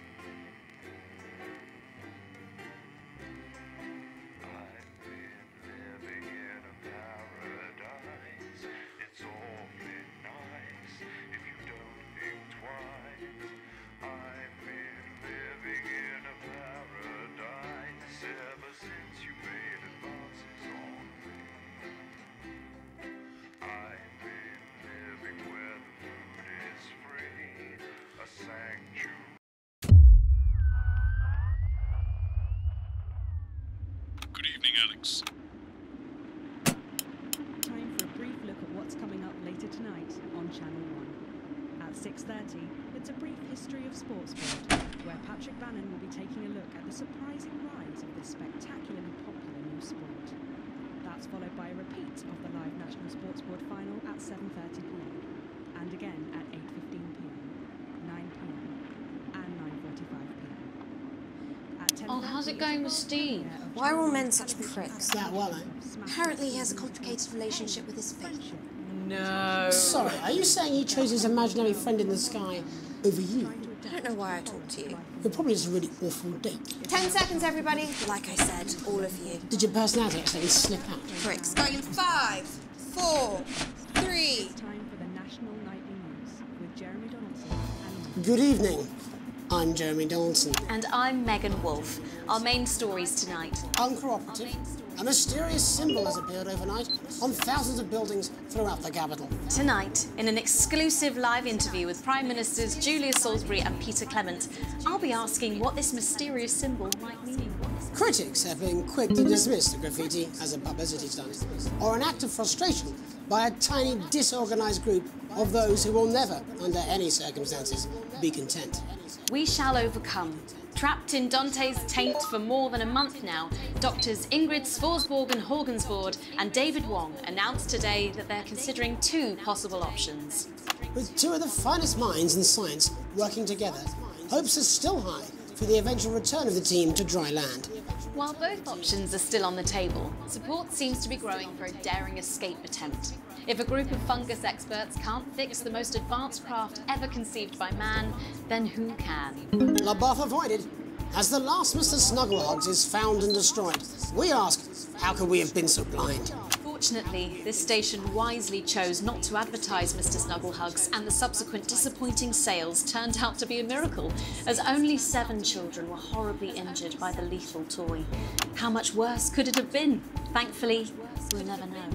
Julia Salisbury, who mobilised numerous government resources to recall the product immediately after the first blindings, said today that the new advance mark, which must be earned by all new products, would be a 100% ironclad guarantee of safety and quality.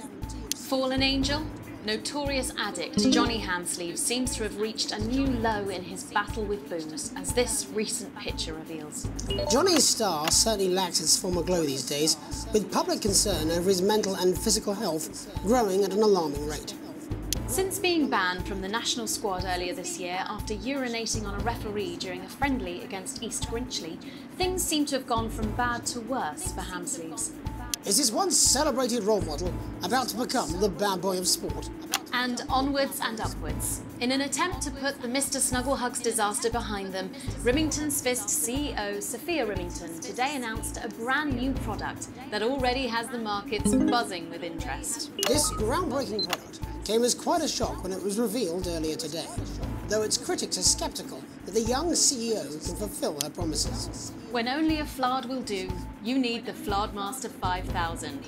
That's the slogan accompanying the announcement that has rocked the construction industry this morning. The breakthrough device for aiding in installation is sure to change the way we see the humble Flard.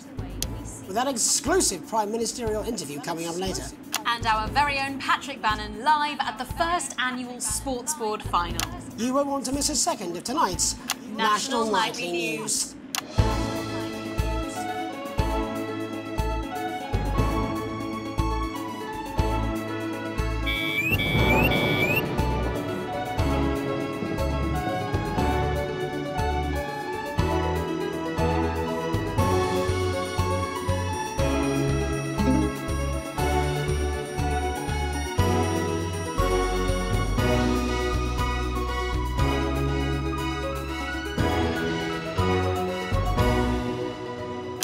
But first tonight, while Advance is certainly proving popular with the majority of the country, who've seen their wealth and standards of living increase considerably, for some, the transition has not been as pleasant. That's right, Megan.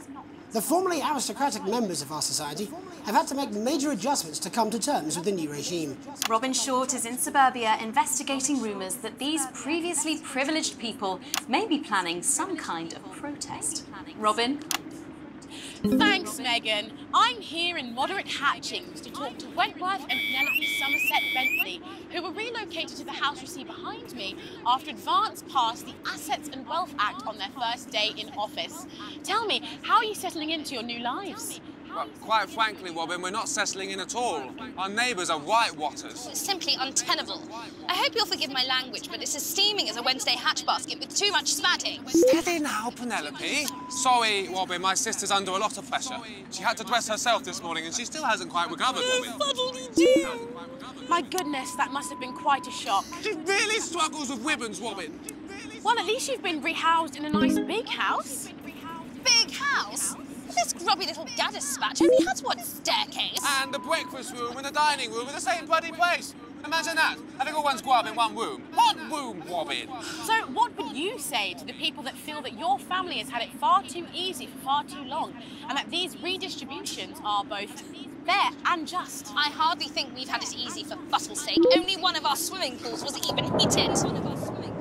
But realistically, what can you do? Well, you've asked the right wordy question, Robin. Thank you, Wentworth. I wasn't the youngest ever editor of the Swinstead Middle School Inquirer for no reason. I think our toilet butler was from Swinstead. Dear George. Oh, I wonder what happened to him. I remember! Daddy tried to shoot him in the buttocks and he ran off into the woods. You know, that's probably my last happy memory, Robin. Tragic, but what can you do? We will rise and rebel. Yes. We wage war on our revolting rulers with righteous words and rebellious writings. Our best guess in our quest for redress is to divest our breasts and undress purchase protest. Yes. Oh, what's that? Daddy!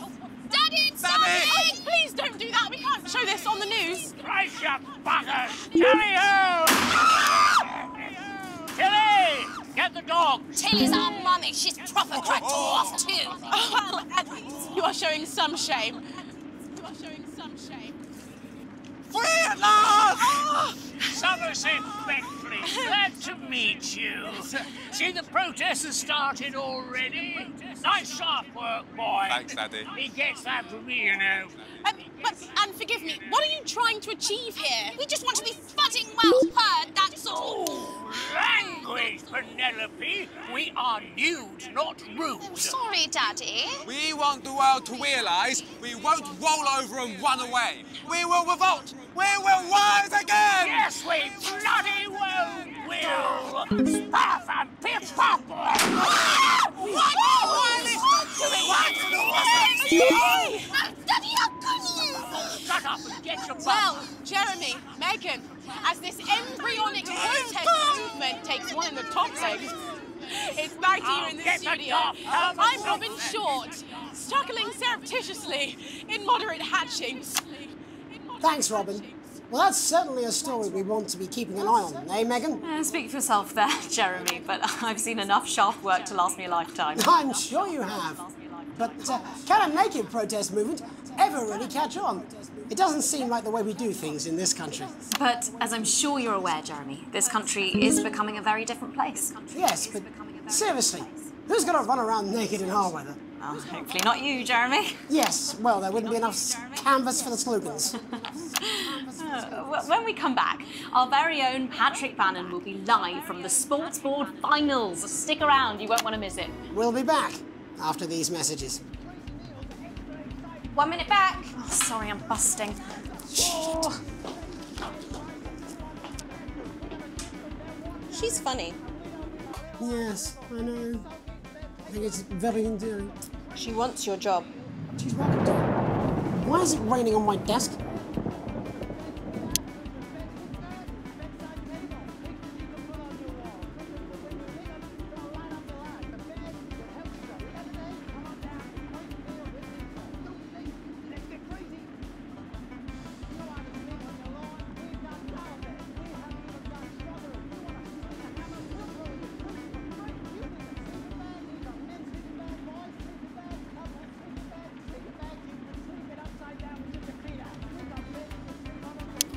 Says.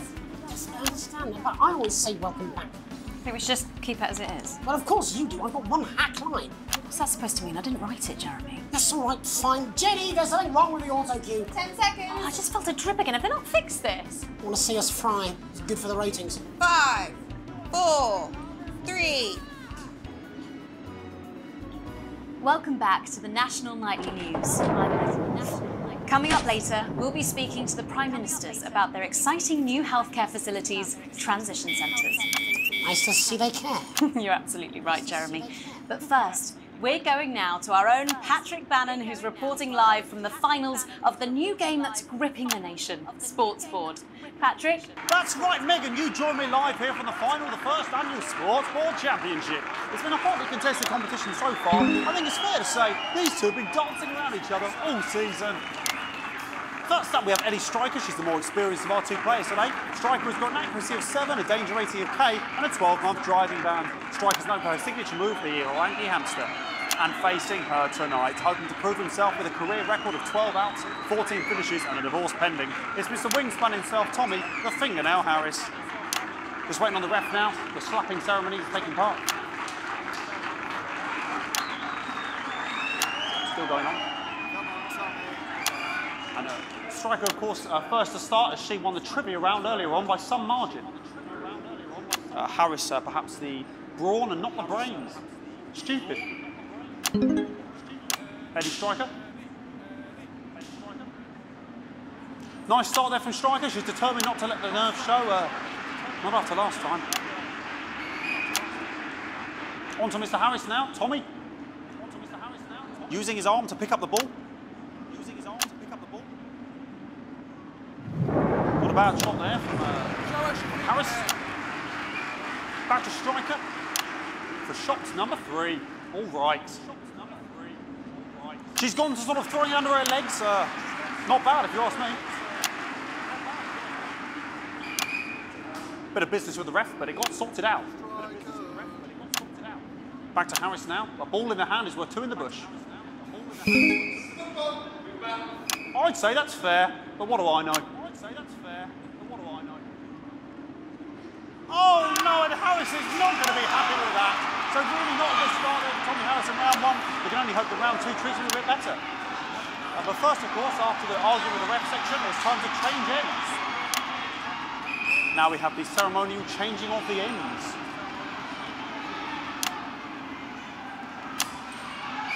And of course, now they go back to the starting positions, as that makes sense. Striker giving it large. Winter round 2 now with Harris. Okay, we seem to have some sort of streaker on the pitch. Apologise if we broadcast any of that stuff. She appears to have slogans across her breasts and arse. Try and ignore all of that. Security, I'm sure we're going to take them out as soon as possible. Apologise if we broadcast any of that. As I said, we're going to get the situation resolved as soon as possible. They're trying to carry on play, but it's proving a bit difficult, and I'm struggling to follow. Because it's quite an eyesore, and women's bodies, yeah. All right, great. Okay, so back into round 2 now, and Harris absolutely determined to close that massive gap. Eddie Striker. No, it's just some of the tightest play I've seen ever. Harris. And was that the fetid thumb screw? We haven't seen that since the heats. What a brilliant move. Back to Striker. And we know what that means, ladies and gentlemen. That is, of course, the ground sound. Excellent bit of play here on both sides of the bucket. I don't know about you at home, but I'm finding the technical mastering display here absolutely blooming jaw-dropping. The ref has spotted something in Harris's neck or head. And Harris is having an absolute shocker. What a miserable start there for Tommy Harris. But he is a late bloomer, of course, I've always said that. And after all, it is a game of 2 halves, 4 rounds and several subgenres. But now, of course, it's time for the half-time show. Sponsored by Remington's Fist.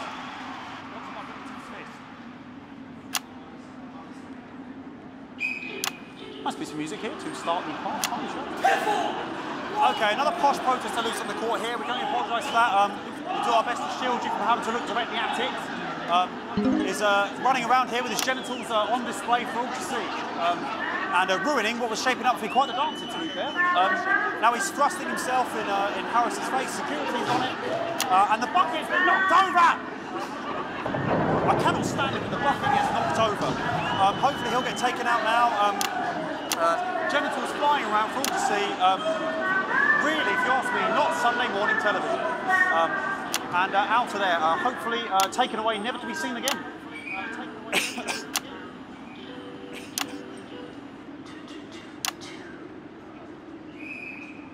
And a lovely finish there on both sides of the bucket. I wouldn't like to call that one. And as we head into round 3, I'd love to know what's going on in these 2 players' heads. But unfortunately, because of science, we can't.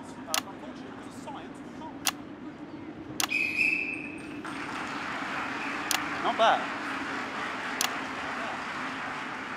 So that ball boy's giving me the eye all day. What's going on there?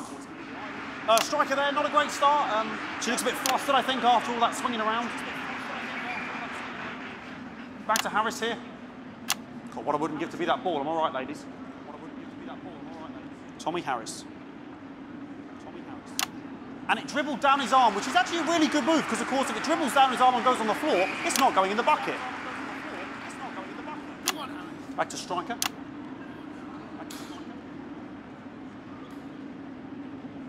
And Striker's gone for the animal bonus there, but, of course, perhaps... And, yes, Harris has counted with a tiny bell. That is wonderful play. Of course, we've seen that before. Look at her face. She is absolutely gutted. What a mug. That could have been the clincher. What a massive shame.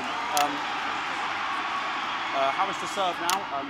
Harris, of course, undefeated by Kestrel in his last 4 battles. Here we go. Tommy Harris. That's all right. That's all right. Not bad there. He threw it quite far away from him, which is quite a good idea. Very clever there. Perhaps a little contact. Caution from the referee, who's being, if you ask me, a little bit harsh. Ellie Striker. And she's let the nerves get to her. What the hell was that? You hate to see it, don't you? You cannot believe it. Oh, for God's sake. Okay, like, I mean, this is a mess now. I don't know what I can be doing about this. I mean, it's sort of breasts and genitals for all to see. I mean, there's only so much I can do. They're sort of everywhere, aren't they? I'll try and carry on. The players are trying to carry on, but of course it's difficult because these protesters hopefully we can get them taken off soon so we can carry on with the match. What's going on here? Yes, yes. We want our money. Yes, very good. Take them away. Bloody wasters. Absolute wasters.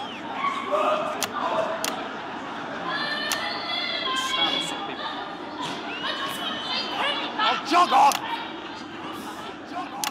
It's an absolute bloody... Okay, and now we're going to go into the final round. And of course, as it's a Tuesday, the final round is a mime round. Who could believe it? Nice imaginary shot there from Harris. It really could go in there at this point. Really high-level play here from 2 absolute juggernauts of the sport.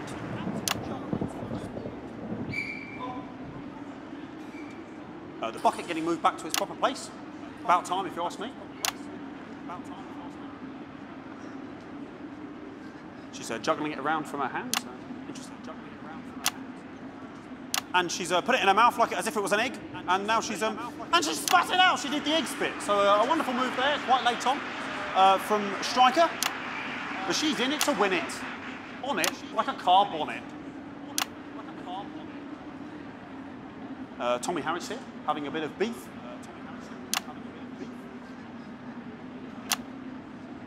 And he's peeling it as if it were a banana, which is an interesting move. Not sure if he hasn't had his potassium or what's going on today with Harris. And he's throwing it, and the banana was the ball! What a fantastic move there from Harris. Unfortunately, that is the end. What a pathetic, there we go, Jeremy, that is over. How can he look his 8-year-old son in the face tonight? What a lump. We just have to wait for the referee now to announce it to make sure it is all official. In, please.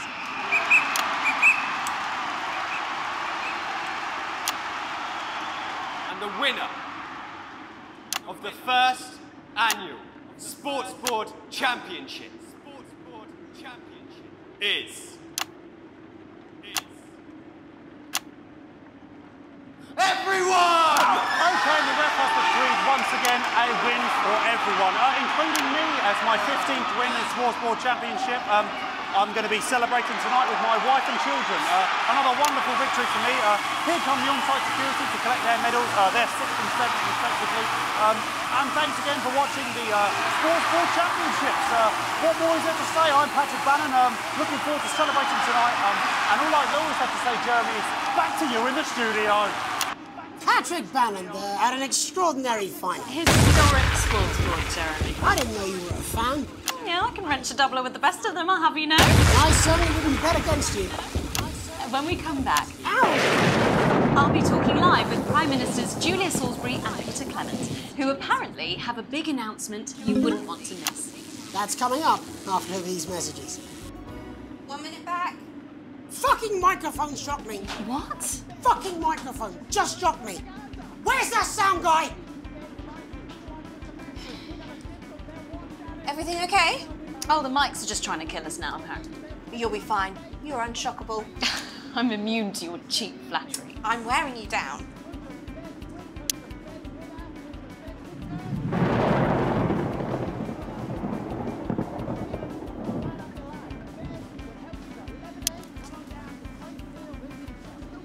So sorry about all these buckets. We seem to have sprung a leak. Well, several, actually. You're gonna need a whole new lining up there. Triple seam, that should. We'll look into it. It's so good to see you again. Miss Wolfe, your star seems to be in the ascendant. It's a great time to be alive. Too bloody right, Peter Clement. Megan Wolfe. My, but that's a firm handshake you've got there. She's tougher than she looks. Am I here? Here, with Mr. Clement on your left. Right you are, pet. Is your seat one? 10 seconds, everybody. No, mine's fine. Have you had a little accident? Cheeky cow. 5, 4, 3. Welcome back. I am delighted to be joined by Prime Ministers Julia Salisbury and Peter Clement. Welcome to the National Nightly News, Prime Ministers. Oh, please, it's just Julia and Peter. We don't believe much in titles. It doesn't seem very advanced. We're delighted to be here. Well, firstly, I should ask how you feel about the graffiti that's been springing up across the capital. Should we be worried? Oh, no. No, you definitely shouldn't be worried. Well, not unless you've got a fatal paint allergy anyway. But yes, it does seem that there are still some people we haven't been able to help. You know, whingers mostly. People who've yet to benefit from the many advantages of the new future. And you know, Megan, as my old mum used to say, there are some pissants who just don't know how to be happy. We're working hard to reach these people, find out what they're angry about and how we can help. The door to my government is always open. Someone's tripping on me. But we didn't come here to talk about what may yet turn out to be some alternative arts project. Which we no doubt will have funded. When we want to talk to the nation about something far more exciting. Yes, your office briefed us that you have an announcement to make, but they were being surprisingly secretive about it. Let me ask you a question, Megan. Oh, okay, it's not usually how it works, but... What scares you? I mean, really scares you?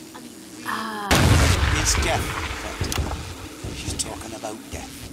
We're all afraid of our deaths. It's part of being human. Sorry, are you saying that Advance have cured death? That'll be a vote winner. Yep, that was definitely a drop there. But while we may not have cured death, we hope we found a way to make it much less scary. And much less painful and much less expensive. Look, which is me close-up camera, okay? When I was 13, my mum came and got me from school. He was to go to the hospital. My granddad, he'd collapsed that morning, so we'd all to say our goodbyes. And I went in to see him. We were all frail and pale. I was scared because I'd only seen him the week before, and he'd been fit as fiddle. And he said to me, Peter, he said, it's the right time. I don't ever want to be a burden to the people I love. Was that the last time you saw him? Nope. 3 days later, we were back home. He lived with us for 9 miserable years after that. He had to be fed with a rubber spoon. He had a commode, so he'd just take a shit right there in the lounge while we were watching football. He wouldn't even wait till half-time. That sounds... Oh, it was awful. It was awful for us, and this is the point. It were awful for him. I could see it was destroying me, man, watching him slowly fade away. And he would beg her to turn off his breathing equipment at night, but she couldn't. Or she wouldn't. It were a crime, you see. And she didn't want to lose the children, as well as her old man. No family should have to suffer like Peter's did. And now no family will have to. The health service is today opening the first of 300 new transition centres. The transition centres will handle everything for your last days. The legal, financial, medical and emotional costs are all catered for and paid for by the government. So even the poorest citizen gets to pass on with dignity when they choose. And that choice is important. This is a service only for people who choose it. For people who feel they run their course and don't want to burden themselves or their families with a slow, Long, humiliating decline. Man phone back and just given me an electric shock. Are you okay? I don't know. I think it from my asshole. Oh, we're still on the air, Peter. Oh, yes. Sorry. My apologies. Are you not worried that this new system might be open to abuse? In what way? Sorry. I've got sapped again. Can I get a little bit of help here, please? That the older generation might feel somewhat... Jesus, a raw-shell face, fucker! That one was massive! Right, no, this bastard's coming off!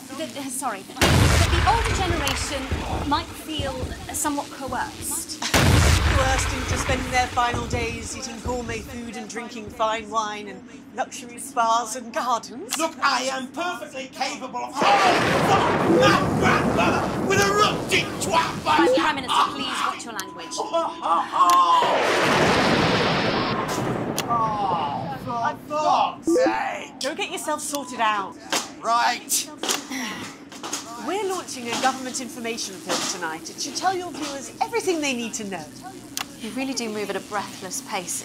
It's hard to believe you've yet to be in office a year. Oh, Megan, we're only getting started. And on that note, thank you both so much for being here. Jeremy.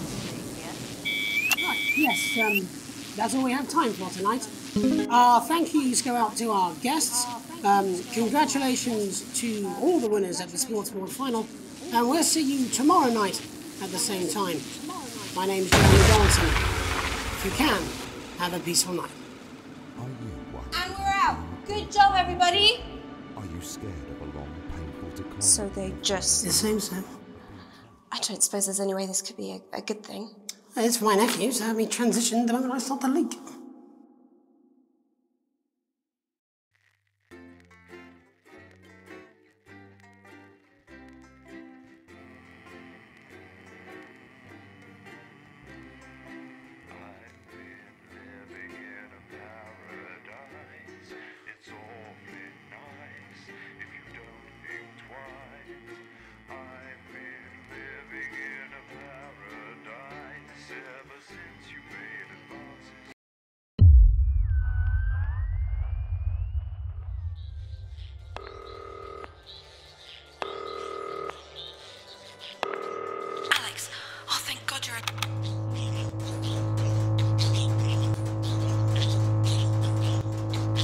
This has no credibility, Jenny.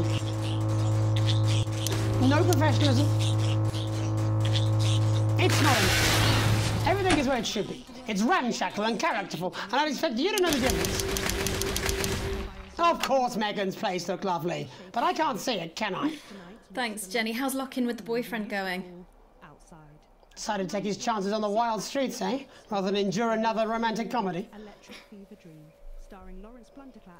Jeremy, Jenny says your hair looks stupid. Yes, I can hear her. She says she's not talking to you. Yes, I know, I can hear her. Shall I count us in? Make it so. Okay, 10 seconds. Break a leg, everyone. Preferably a furry one. 5, 4, 3... It's time to join Jeremy Donaldson. Good evening, I'm Jeremy Donaldson. And I'm Megan Wolfe, our main stories tonight. Snugglefox? It's been almost 5 weeks since all the Mrs. Snugglehug's toys woke up simultaneously in factories worldwide and began searching for their husbands. The Mr. Snugglehugs we had so short-sightedly destroyed. And now, as this photograph suggests, they may be changing tactics. Built to surprisingly traditional gender stereotypes, the Mrs. Snugglehugs have been arming themselves with a variety of household implements. All the more reason to make sure that cat flap is taped up good and tight. This frightening new development means that even those previously thought to be relatively safe, like the young and fit, must take care to watch their backs and keep their ears open for the soft steps of sinister feet. Going stir crazy, with no signs of Mrs. Snugglehug's batteries running out, and the government lockdown now in its 31st day, domestic relationships across the country are taking some unexpected turns. Dramatic reports are beginning to emerge of uncharacteristically bold behaviour in homes across the country. And we're not talking about the model planes that occupy so much time in the Donaldson household. With dating options limited, many house sharers, in particular students, are finding solace in co-tenants they'd previously rejected as unfuckable, indulging in an activity that has become known as snuggle living. Old dogs, new tricks. Bad boy celibacy Johnny Handsleeves announced today that he just can't wait until this lockdown's over so he can start his new career. It is, of course, up to each of us to choose how we spend this brief spell of collective unconsciousness. But if this photograph, sent by the man himself, is anything to go by, Johnny seems to be making some interesting decisions with regard to his time at home. Describing the lockdown as the rehab I never knew I needed, Handsleeves seems to have decided to capitalise on that aggressive streak, announcing today that he intends to join the growing underground street fighting association when the lockdown ends, where he will, and I quote, take any wanker on for a fiver. The shape of things to come? In their own version of a lockdown for more than 45 years now, the descendants of Doctors David Wong and Ingrid Sporsborgen-Horgensvoord and their unfortunate team today managed to get a personal statement to the surface using flagellized imaging equipment. Many of the Sporsborgen-Horgens brood, as they've come to be known, have certainly captured the public imagination, with a recent vote naming Helvetica Sporsborgen-Wongensvoord the most likely to survive a massive electric shock. Greetings from Dante's Taint, or as we say down here in the family, many mushrooms to you. I don't know what a Mrs. Pluckless Pug is, but they sound like they're causing you guys real problems. We've been trapped down here for 8,961 days now, and all I can say is I sure am glad Mum and Dad chose not to get on that escape craft. Since they grew me and the rest of the family, we've been getting on famously, and sometimes Mum stops crying for upwards of 20 minutes.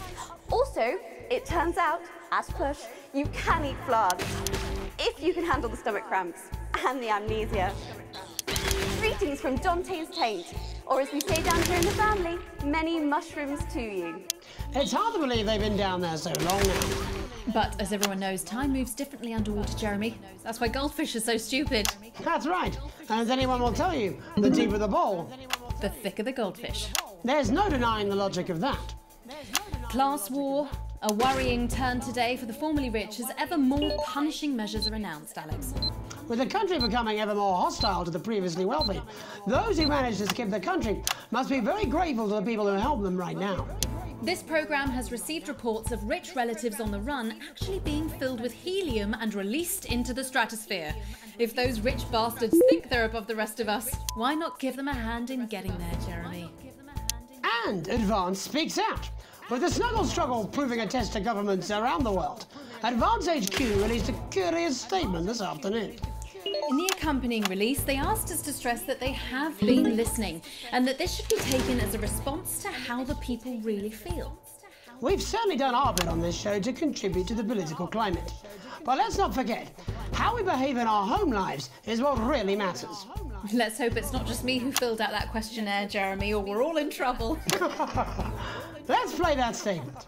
Hey, this one ought to take you back a little bit. I mean, seriously, why have a lockdown without a lock-in, eh? Here we go. When you're feeling hopeless and you just can't work things out, I've got just the job. Oh yeah. When there's too much water for a little tiny spout, I've got just the job. Mist is when your pipes are blocked and all your walls have stains. I pop around when your hubby's out and root among your drains. But don't you mind how long be gone when he comes back again. And that's just a job. I've got the perfect tool. Delectable stuff. Later tonight, Jeremy will be catching up with brave roving reporter Patrick Bannon, while I check in with two friends of the programme who find themselves stranded at opposite ends of the country. And then, in part 3, there's going to be a quiz. Presumably because there's nothing more important going on that you might like to report on if you were, say, a news programme. And in a moment, we'll both be asking Sophia Rimington how such a trusted brand can have made such a terrible manufacturing mistake. With what it describes here as help from popular psychic scientist Delia Lyra. Oh, I like her. Don't, why do you do that? That's all coming up on tonight's National Nightly News.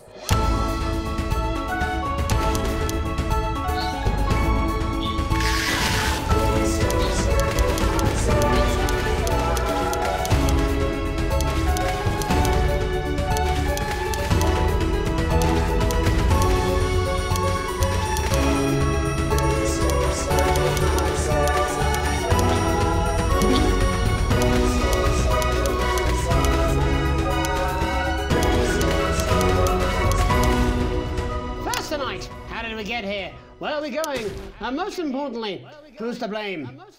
Joining us from her ranch in Arlingsfield, Milkirky is the CEO of Rimington's Fist, internationally respected business Svengali, Sophia Rimington. Thank you for having me, Megan. I'm a huge fan of your work. And from a crystal healing laboratory, what I assume is a garage in Upper Lowington, inexplicably renowned psychic scientist, Dr. Delia Lywell. Thank you for being here. Thank you for having us. Sorry, us? Myself and the eminent professors. Is that what you call the voices in your head? The voice seem to attract dead scientists. I don't really know why. The money? They express themselves to me through ethereal algebra and quadratic predictions. It's all very technical. No, it isn't. I concur. Miss Remington, the entire Snuggle Hugs range will surely go down as the biggest public relations disaster in history, won't it? Well, of course, that's one world record we would never have sought to claim. What can you say at a time like this? There is only one thing that can be said. I'm sorry. We're sorry. From everyone here at Rimington's Fist, but especially the dedicated inventors and world-beating engineers at Rimming Toys, we are deeply, deeply sorry. Who could have predicted that letting a child's toy learn how to love would have such unforeseen consequences? Mary Shelley? We see you, Sophia Rimington. You are preening by a metal vessel, and where you venture, you will see neither land nor sky. Is that supposed to be the future? Only the past is concrete. I remember being a child in my grandpa's workshop when he made the first dancing hanging toy. He put it by my bed, and when I couldn't sleep, I'd wind it up and let it go, and I'd watch that happy little executioner just wiggle and wave his tiny legs and dance before my eyes. Grandpa sold thousands of them, on the quiet, obviously. And he used the money he made to found Rimming Toys, which is now just one small part of the global supermassive megacore that is Rimington's Fist. Sadly, we lost Grandpappy along the way. He died in a fire at the preschool tobacco factory, another one of his pet projects. But we never lost his spirit of invention. Yes, I'm not entirely certain what your grandfather's offensive toys have to do with the current predicament. The spirit of invention, Mr. Donaldson. The passion to create, to problem solve. And that is why I'm here today, to tell you about a brand new product we're launching simultaneously around the world from midnight tonight. We said science! Science! We hear its song on the breeze, its breath on the wind, its fart under the covers. How does she do it? Well, please, don't keep us in suspense any longer. It won't be my feature she's making up next. Rimington's Fist is proud to present Snuggle Traps. Safety and security in these dangerous times. Each box of Snuggle Traps contains 8 devices, all guaranteed to stop a Mrs. Snugglehug in its tracks. That's enough for a small lawn or 4 window boxes. And you want to know the best thing? They're only $129.99 a box. Now that is affordable peace of mind. We see you, Jeremy Donaldson. Not now, honey, I'm mid-pitch. The best thing about Snuggle Traps is they're powered by next generation Flardinium batteries. So, however long the enemy lasts, these traps will outlast them. We see you, Mr. Donaldson. You are screaming and yelling. Your friends are crying. They fear you. And then you're gone. Oh my god, I just got chills.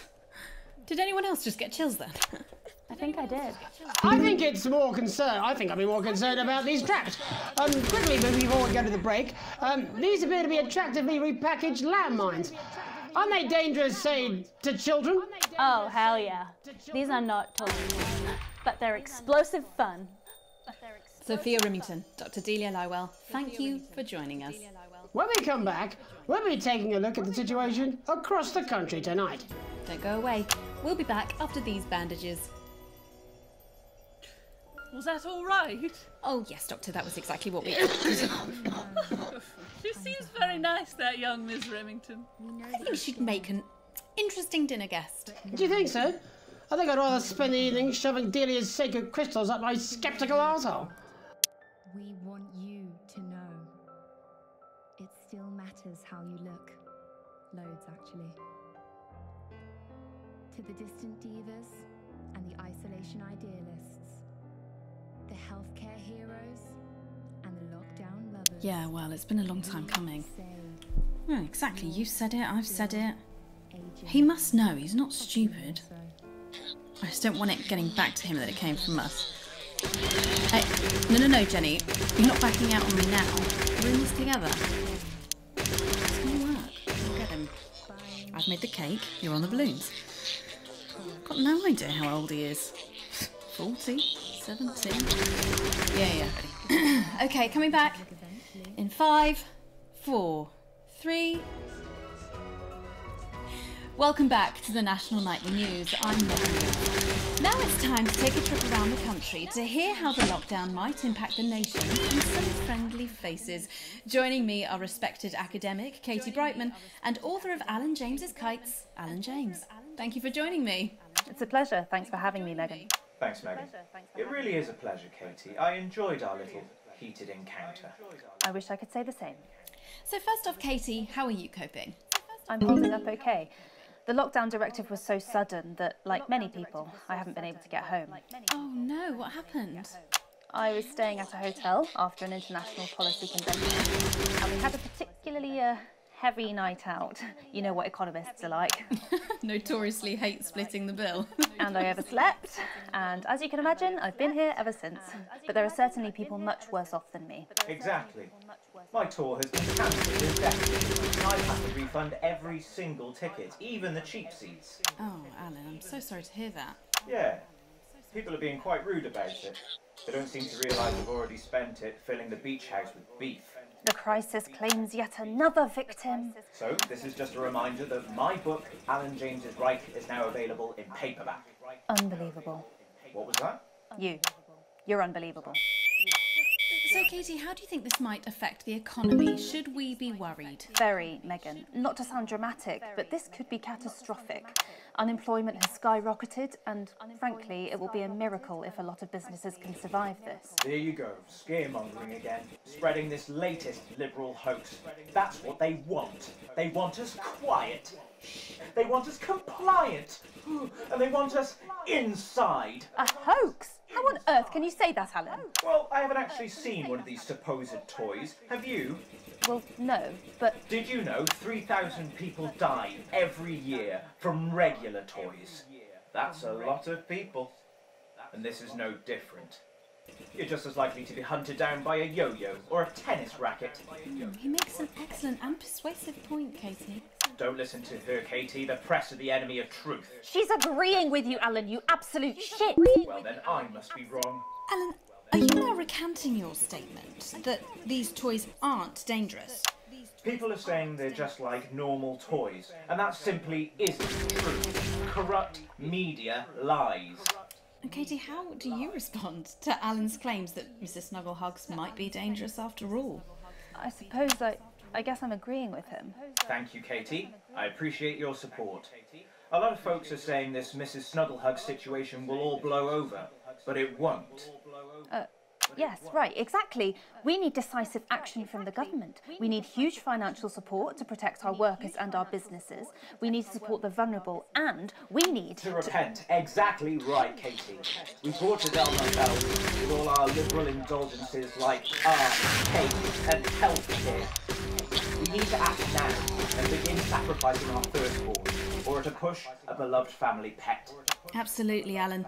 If we can all successfully come together as a community and perform the ritual, hopefully we will appease the great ancient. Katie, could it be any worse?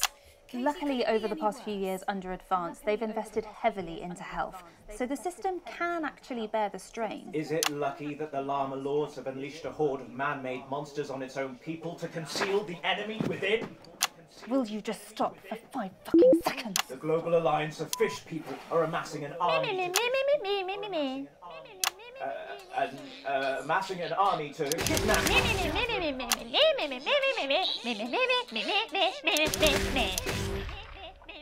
That's you. That's what you sound like. That's you. That's what you sound like. But me.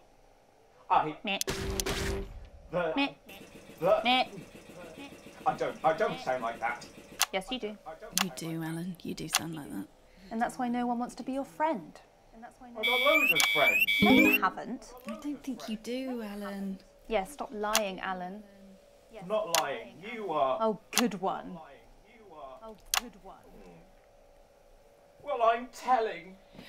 Alan James, Katie Brightman, thank you for joining me. Some real food for thought there from two of the territory's leading minds. Any moment now, I'll be heading over to Jeremy, who is going to be bringing us an up-to-the-minute report of the status of the nation. Over to you, Jeremy. Thank you for what I'm sure was a reasonable debate which really contributed to the national conversation. Next, out on the streets, someone who's always doing exactly that. It's Patrick Bannon. Are you there, Patrick? Hello, Jeremy. Yes, hello, I'm here. I'm here live. Apologies for the quality of the broadcast today. Couldn't find any cameramen or women brave enough to come and join me, so I'm out here on my own.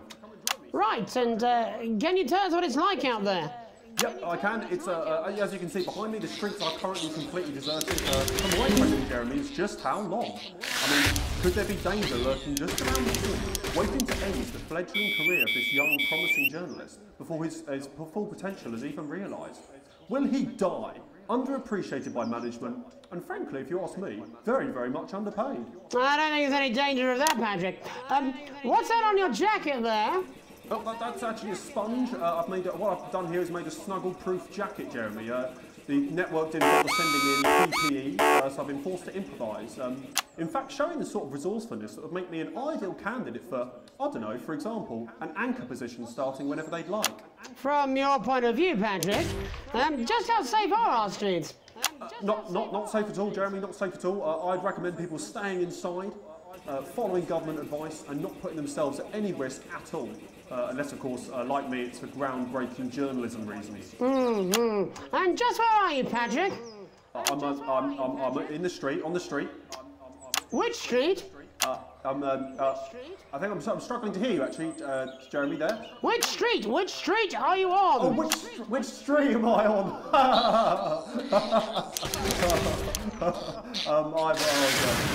I'm just looking for a sign. There it is. I'm on Bannon Avenue. Bannon Avenue? Yep. Bannon Avenue. Yeah, no, I can hear you fine. Yep, I'm on Bannon Avenue on the sign, it says there. Like Patrick Bannon? Oh yeah, that is like, that's strange, that's a weird sign. I don't know what's going on there. Where are you really? I'm on Bannon. Alright, fine, I'm not on Bannon Avenue, I'm at home, to be honest.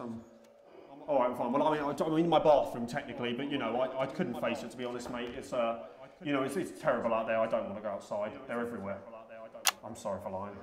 We don't expect any less of you, Patrick. We don't expect any less of you, Patrick. Can you hear that sound? What the hell's that?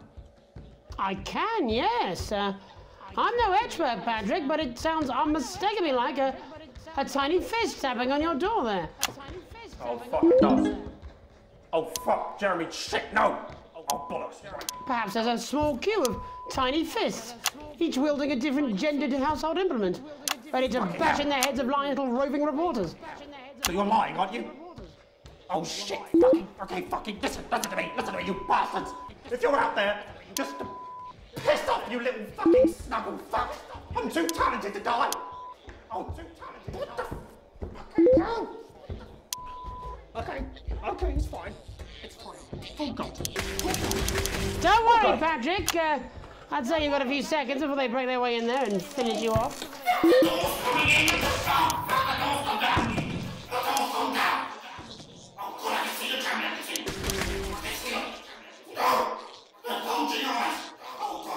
What do you see, Patrick?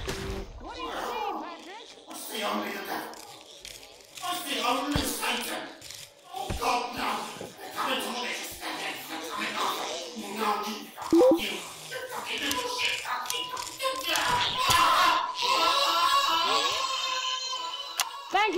metric for that report, showing the nation, and more importantly management, just where you belong. It's time for another break, but when we come back, we'll be happy to take your mind off the world for a little while, and who knows, maybe even bring you a few smiles. Join us after this. You're damn right. Yeah, I had them delivered. Yes, to Bannon Avenue. No, times are hard. We know that you're scared. But now, more than ever, even though we're apart, we want you to know. It still matters how you look. Loads, actually. To the distant divas and the isolation idealists, the healthcare heroes and the lockdown lovers, we say you're still aging, possibly more so. We need to come together, every single one of us, and do the right. No, I'm not. I'm not going to. I don't have to. Products. No, you're being a child. I'm not. I'm not. I'm not, I'm not, I'm not, I'm not. No, no, oh, 5, 4, 3. Welcome back to the National Nightly. Well, welcome back anyway. We know isolation isn't easy, so finally tonight, we have something a bit different for you. Even though some people have heard it's not our job to entertain the public with absolute nonsense, other, more important people overruled those people. So it's time to find out who will National Nightly win. And who will National Nightly lose? National Nightly, National Nightly, National Nightly lose. So, how do we play? Well, joining me is a man who knows all about playing. It's Tommy Harris. Hello, Tommy. All right, Johnny. It's good to see ya. And how are you finding the lockdown, Tommy? What do you mean lockdown? The enforced isolation of everyone in the country. Ah, yeah. I think I heard about that, actually, yeah. You're in bed, Tommy? Yeah, you called during nap time, so... Of course, that's my fault. So, why don't you tell us how the game is played? Well, it's pretty simple, Jeremy, you sausage. I'm going to ask contestants from around the territory 3 questions about what else, yours truly. And those people are going to get a chance to win a very special prize. And what are they playing for, Tommy? Drum roll, please. Jeremy. Thank you. This. What is that? It's my athletic support, Jeremy. Oh. But I've signed it, so... Oh, well then, what a fantastic prize. Have we got anybody waiting to win this once-in-a-lifetime prize, Jimmy? I believe we have Angie on the line. How do you feel about winning this man's old pants, Angie? I've never been so excited, Jeremy. And can I just say, I love you. Both of you. Well, you've said it now, haven't you? Oh, Angie, I love you. In a way. Tell us about yourself, Angie. Well, what can I say? My name is Angie.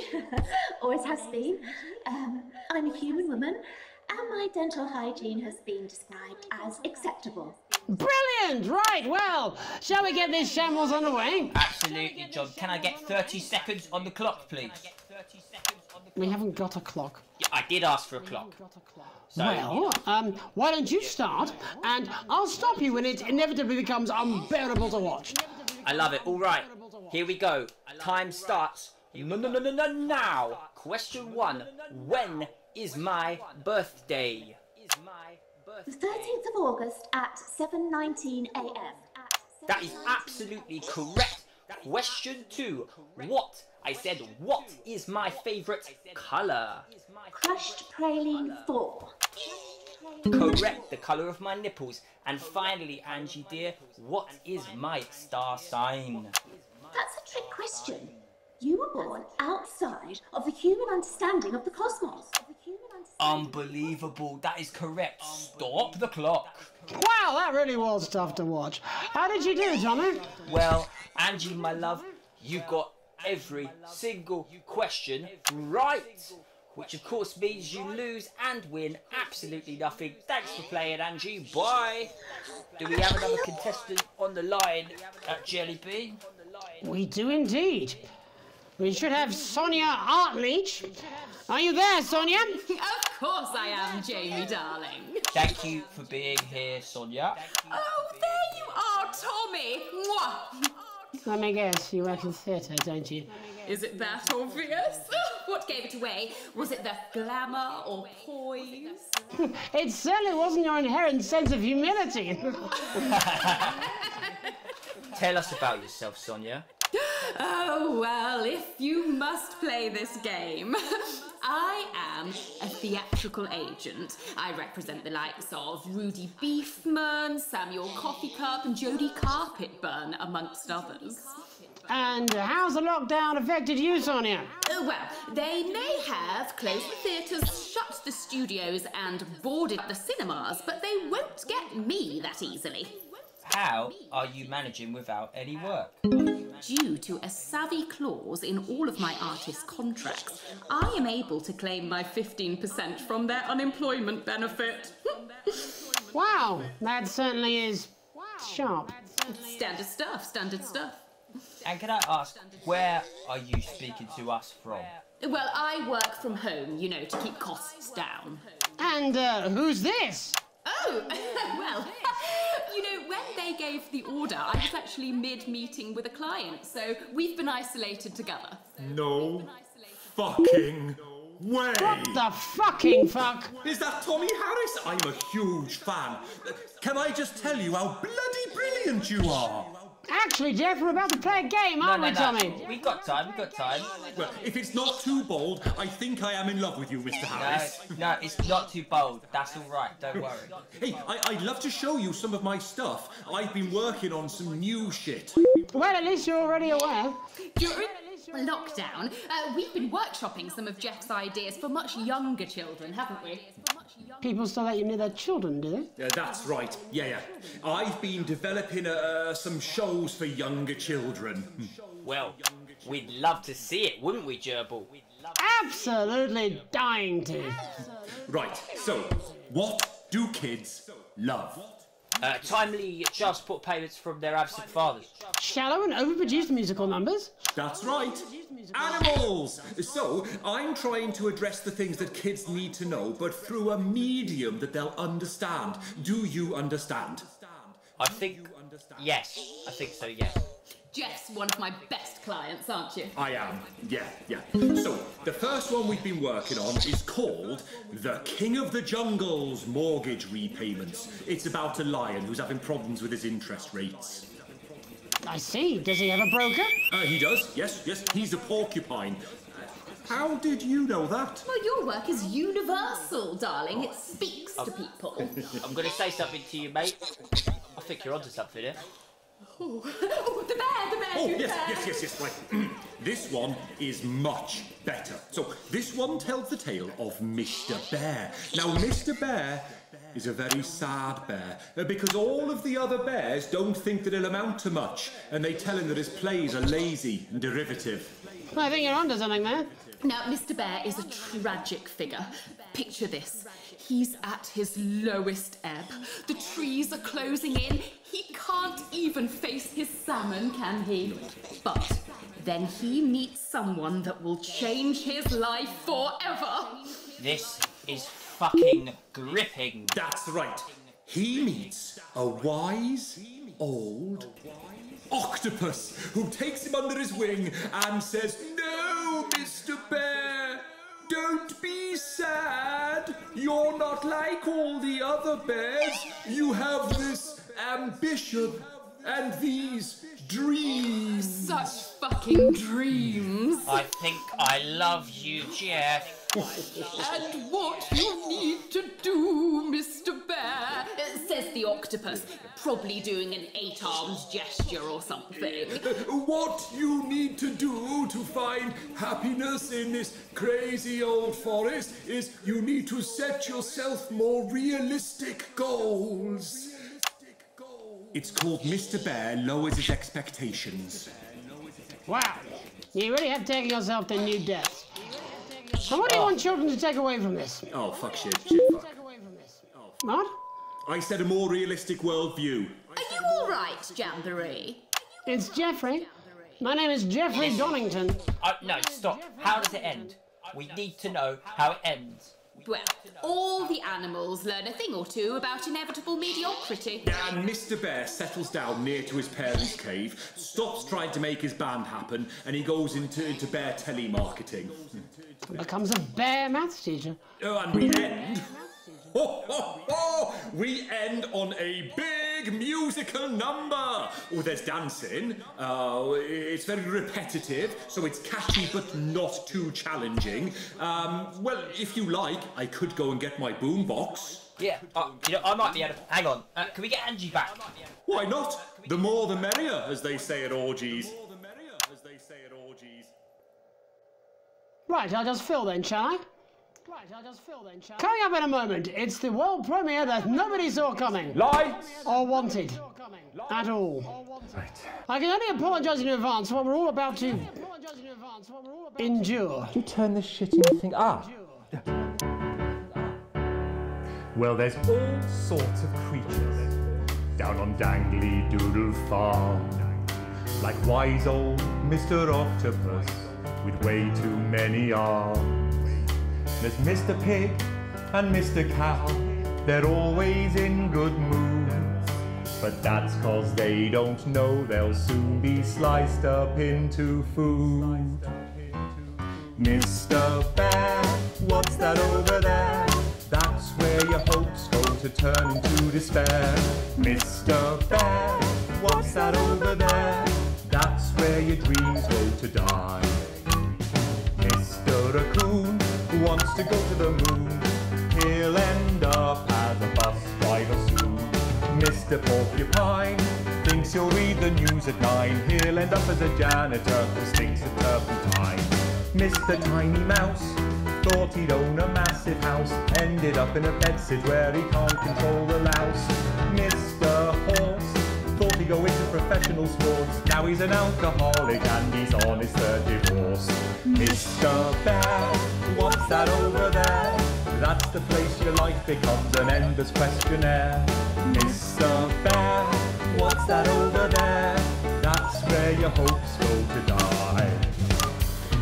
Lower your expectations. Maybe you could get a job in telecommunications.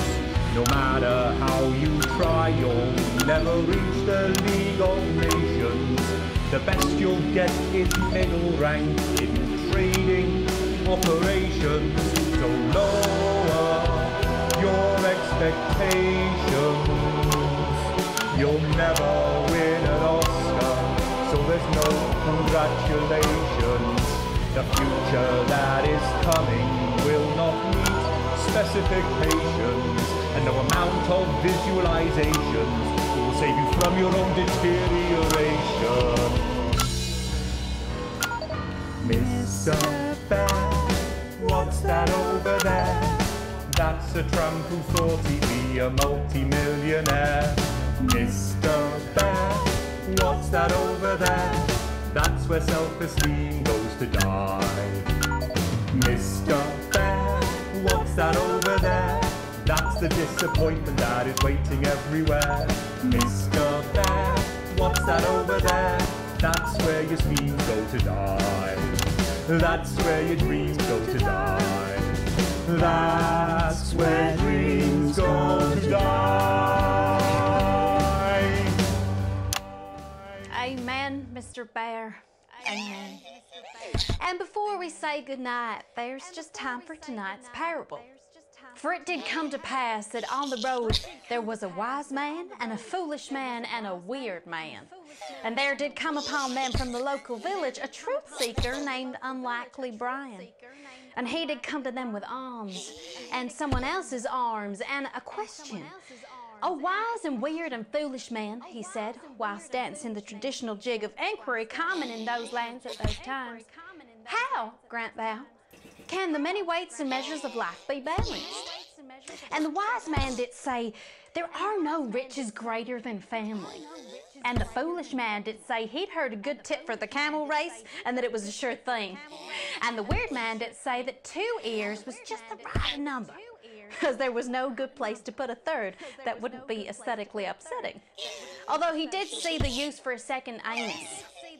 And unlikely Brian did fall into wonder and befuddlement at their answers, although he was also wondering if either the foolish man or the weird man had any actual value in this sort of professional consultative environment, for what he did not know was that the profound man and the practical man were both on annual leave that week, and the foolish man and the weird man were all that the agency had available.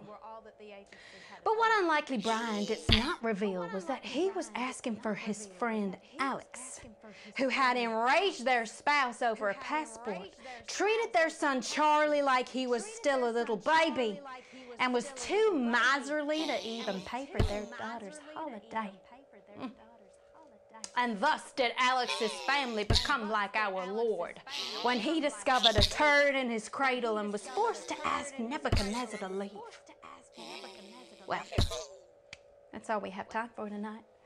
I'm Archangel Megan Ward. Have a hateful night. Are we done? Oh my God. I thought I was going to piss myself halfway through that. Not even joking. Right, babe, I've got to go and get my bits done.